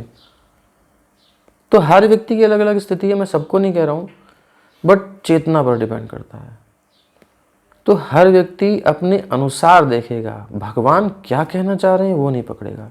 इसीलिए शास्त्रों को पढ़ने वाले बहुत मिल जाएंगे, उपदेशकर्ता बहुत मिल जाएंगे, लेकिन उन्होंने सच में उसके अर्थों को समझा होगा, ये समझना बहुत, ये मिलना बहुत कठिन है। इसलिए हर एक से नहीं सुनना चाहिए, उसकी लाइफ क्या है, उसके जीवन में त्याग तपस्या है कि नहीं, तब वो त्याग तपस्या की बात कर सकता है। नहीं तो खुद ही नहीं है, उसे खुद कुछ और चाहिए वो, तो वही बात करेगा। तो इसलिए सोच समझ करके हर चीज को हमको अपने अंदर लाना है। कानों से ये नहीं कि कुछ भी सुन लिया, कहाँ से आ रहा है, वो अंदर क्या रिएक्शन करेगा ये भी समझना चाहिए। क्या देख रहे हैं वही अंदर प्रभाव करेगा। तो तत्तोधस्तात् प्रजाः सर्वा मिथुनी भूय मायया मदीयया भविष्यन्ति हरिष्यन्ति च मे बलिम। जब तुम सैकड़ों और हजारों संतानों को जन्म दे चुकोगे तो वो भी मेरी माया द्वारा मोहित की जाती रहेंगी। स्पष्ट भगवान बता रहे हैं, तत्तोधस्तात् प्रजाः सर्वा मिथुनी भूय मायया, मायया माया के द्वारा, मदीयया भविष्यन्ति हरिष्यन्ति च मे बलिम। और तुम्हारी तरह ही इस प्रकार से यही लाइफ जिएंगी जैसे तुम्हारी लाइफ है, किंतु तुम पर और उन पर मेरी कृपा के कारण वो भी मुझे भक्ति की भेंटें प्रदान कर सकेंगे। जनरली तो मोहित होते ही हैं, लेकिन एक स्पेशल कृपा है भगवान की, तुमने आराधना की है तो मेरी कुछ भेंटें, वो भक्ति की भेंटें कर सकेंगे। और इसी के कारण, भगवान के वरदान के कारण, जो उनके पुत्र हुए हैं वो भगवान के भक्त बन गए नारद जी के उपदेश से। खैर इसको तो बहुत कष्ट हुआ, वो आगे पढ़ेंगे। श्री शुक उवाच, अंतिम श्लोक।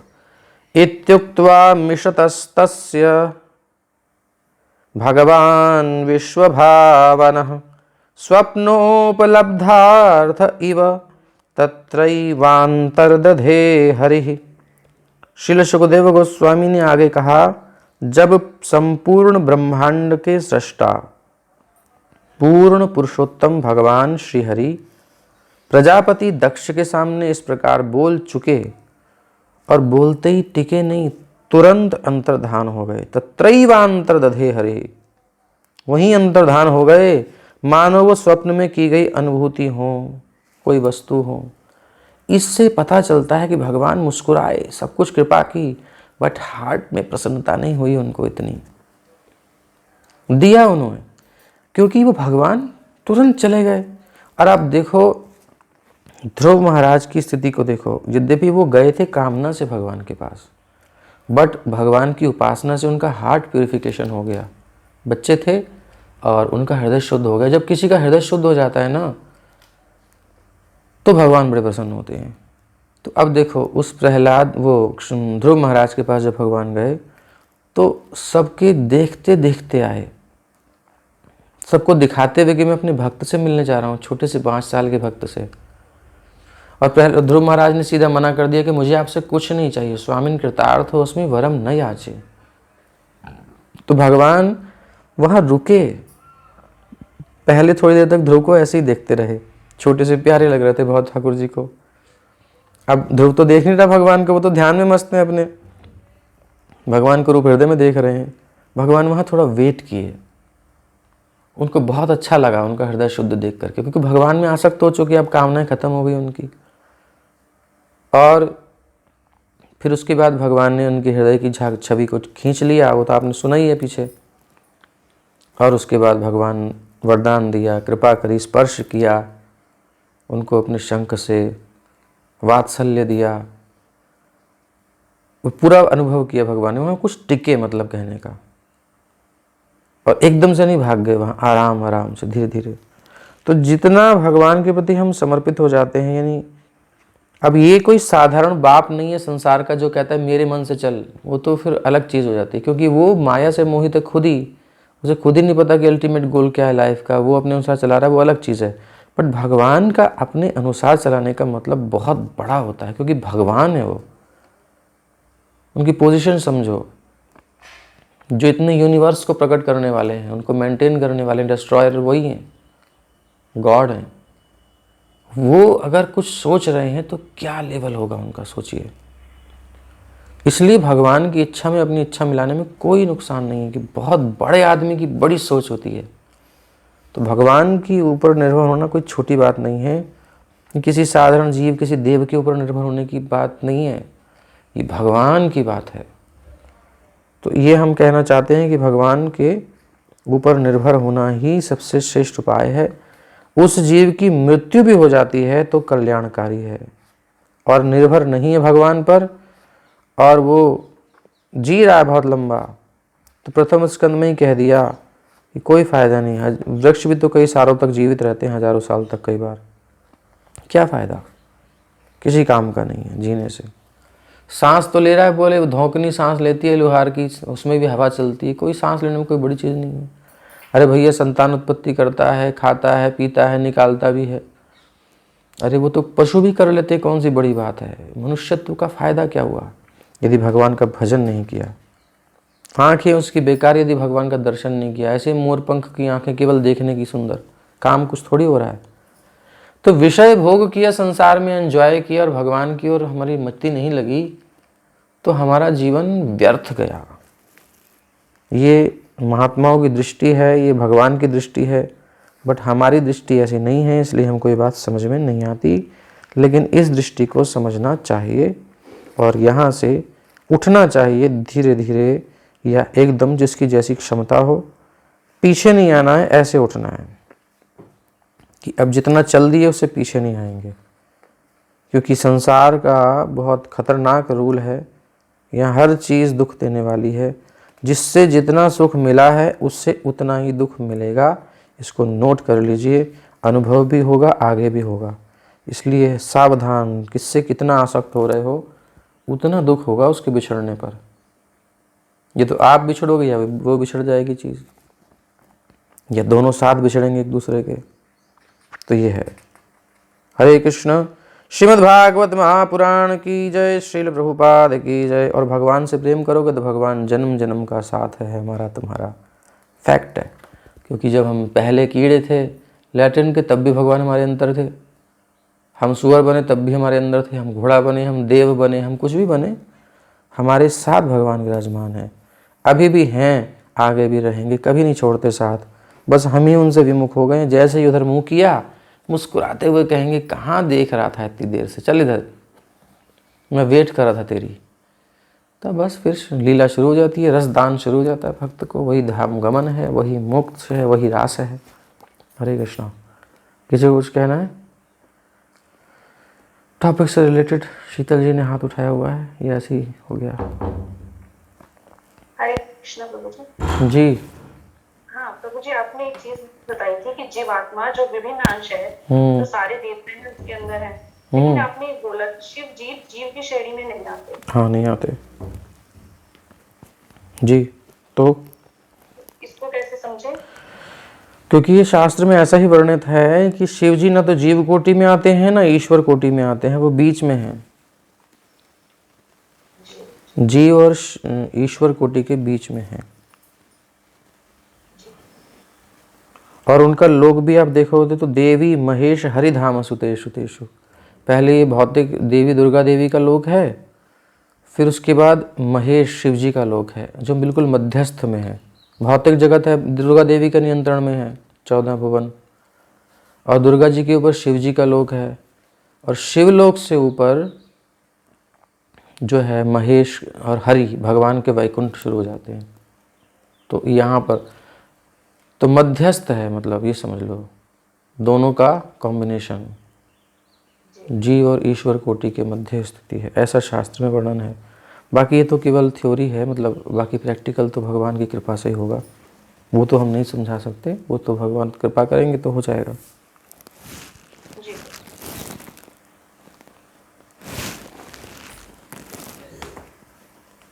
तो सब लोगों को समझ में आ गया संसार का सुख कितना बढ़िया है।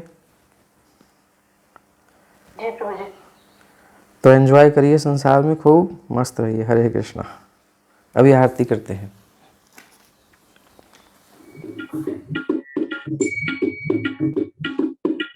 आरती अति पावन पुराण की, आरती अति पावन पुराण की, धर्म भक्ति विज्ञान खान की, धर्म भक्ति विज्ञान महापुराण भागवत निर्मल, महापुराण शुक मुख विगलित निगम कल्प फल, शुक मुख विगलित परमानंद सुधारसमय तल, लीलारति रस रस निधान की, लीलारति रस रस निधान की, आरती अति पावन पुराण की, आरती अति पावन। कलिमल मथनी त्रिताप निवारिणी, कलिमल मथनी जन्म मृत्युमय भव भयहारिणी, जन्म मृत्युमय सेवत सतत सकल सुखकारिणी, सुमहौषधि हरि चरित गान की, सुमहौषधि हरि आरती अति पावन पुराण की। विषय विलास, आरती में लिखा है विषय और विलास का जो मोह में हम कर रहे हैं वो सब नष्ट हो जाएगा। भागवत सुना अगर आपने तो बढ़ेगा नहीं। विषय विलास विमोह विनाशिनी, विषय विलास विमल विराग विवेक विकाशिनी, मल से रहित वैराग्य हो जाएगा, विवेक भी मल से रहित हो जाएगा। यानी जो हम कंफ्यूजन में थे संसार और भगवान में, तो उसे क्लियर हो जाएगा, क्लैरिटी आ जाएगी, हार्ट प्योर हो जाएगा, तो सब समझ में आ जाएगा। हम जिसके ऊपर कवर लगा करके, जैसे कि कोई साबुन के ऊपर होता है ना, कपड़े धोने वाला साबुन, रिन साबुन या फिर जो भी आपका हो, सर्फ एक्सल, उसको गोल गोल बना के उसके ऊपर कवर लगा करके, कोई भी गंदी चीज कवर लगा करके, उस काय का चांदी का वर्क लगा कर, सोने का वर्क लगा करके दे दिया जाए थाली में रख के, तो वो खाएगा। लेकिन वो उसकी आकर्षण के बाद जब अंदर जाएगा, अरे ये तो कुछ और ही है, तो उसका मोह नष्ट हो जाता है। वो जान जाता है कि संसार अंदर से है क्या, ये सुख की डेप्थ क्या है वो समझ जाता है, इसलिए छोड़ देता है। विमल विराग विवेक विकाशिनी भगवत तत्व रहस्य प्रकाशिनी। फिर असली रस मिल जाता है भगवान का स्वरूप। परम ज्योति परमात्म ज्ञान की आरती अति पावन पुराण की। परम हंस मुनि मन उल्लासिनी। फिर जब भगवान में आसक्त होता है बड़ा आनंद मिलता है। परम हंस मुनि मन उल्लासिनी रसिक हृदय रस रास विलासिनी। भुक्ति मुक्ति रति प्रेम सुदासिनी कथा अकिंचन प्रिय सुजान की। भारती अति पावन पुराण की। धर्म भक्ति विज्ञान खान की। हरे कृष्ण कृष्ण कृष्ण हरे हरे हरे राम राम राम हरे हरे। हरे कृष्ण राम राम हरे हरे। हरे कृष्ण कृष्ण कृष्ण हरे हरे हरे राम राम राम हरे हरे।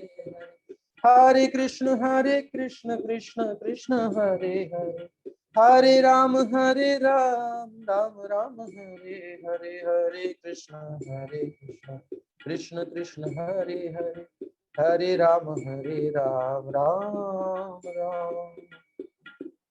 हरे हरे। जय ओम विष्णुपाद परमहंस परिव्राजकाचार्य अष्टोत्तर शतश्री श्रीमद्भय चरणारविंद भक्ति वेदांत स्वामी प्रभुपाद की जय। जय ओम विष्णुपाद परमहंस परिव्राजकाचार्य अष्टोत्तर शतश्री श्रीमद्भक्ति सिद्धांत सरस्वती गोस्वामी प्रभुपाद की जय। अनंत कोटि भक्त वैष्णव वृंद की जय। नामाचार्य दास ठाकुर की जय। प्रेम से कहो श्री कृष्ण चैतन्य प्रभु नित्यानंद श्री द्वैत गदाधर शिवासदि गौर भक्त वृंद की जय। श्री गंगा माई यमुना माई भक्ति देवी तुलसी महारानी की जय। युगधर्म हरिनाम संकीर्तन की जय। श्री राधा श्याम सुंदर ललिता विशाखा की जय। श्री श्री कृष्ण बलराम की जय। श्री जगन्नाथ बलदेव सुभद्रा महारानी की जय। सीताराम लक्ष्मण हनुमान जी महाराज की जय। श्री राधा रमण लाल की जय। श्रीमद्भागवत महापुराण की जय। ओम नमो भगवते नरसिंहाय नमस्ते जस्ते आविराविर्भव वज्रनख वज्रदंष्ट्र कर्माशयान् रन्धय रन्धय तमोग्रस ग्रस। ओम स्वाहा अभयमभयमात्मनि भूयिष्ठा। ओम क्षौम भक्ति विघ्न विनाशक श्री नृसिंह भगवान की जय। भक्त शिरोमणि प्रहलाद महाराज की जय। सभी एकत्रित भक्तों की जय जयकार हो। सभी समुपस्थित भक्त वृंद की जय। समवेत भक्त वृंद की जय। गुरु गौरांग की जय। श्री प्रभुपाद की जय। निताई गौर प्रेमानंदे हरि हरि बोल। जय जय श्री राधे श्याम। बहुत बहुत धन्यवाद। हमारी स्ट्रेट फॉरवर्ड कर्कश वाणी आपने झेली और कुछ कहा नहीं। कुछ किसी को खराब लगा हो, कुछ अनुचित लगा हो तो क्षमा प्रार्थी हैं, लेकिन जो सच्चाई है वो यही है। हमको तैयार रहना चाहिए समझने के लिए और संसार से अब जल्दी से निकलने की तैयारी करनी चाहिए। निकलने के लिए भागना कहीं नहीं है। जहाँ बैठे हैं मन को बस भगवान में लगा दीजिए, उनके नाम रूप गुण लीला और श्री कृष्ण सेवा में ज्वाइन कीजिए। मतलब श्री कृष्ण की सेवा में लग जाइए, बस सब आपको भगवान संभाल लेंगे, कुछ टेंशन नहीं। हरे कृष्ण कृष्ण कृष्ण हरे हरे हरे राम राम राम हरे हरे। धन्यवाद। हरे कृष्ण प्रभु जी, दंडवत प्रणाम। नाम नाम हरे कृष्ण प्रभु जी, दंडवत प्रणाम। हरे कृष्ण प्रभु जी। हरे कृष्ण प्रभु जी। हरे कृष्ण। सभी को हरे कृष्ण। हरे कृष्णा प्रभु जी, दंडवत प्रणाम। प्रणाम प्रणाम प्रणाम माता जी। हरे कृष्णा प्रभु जी।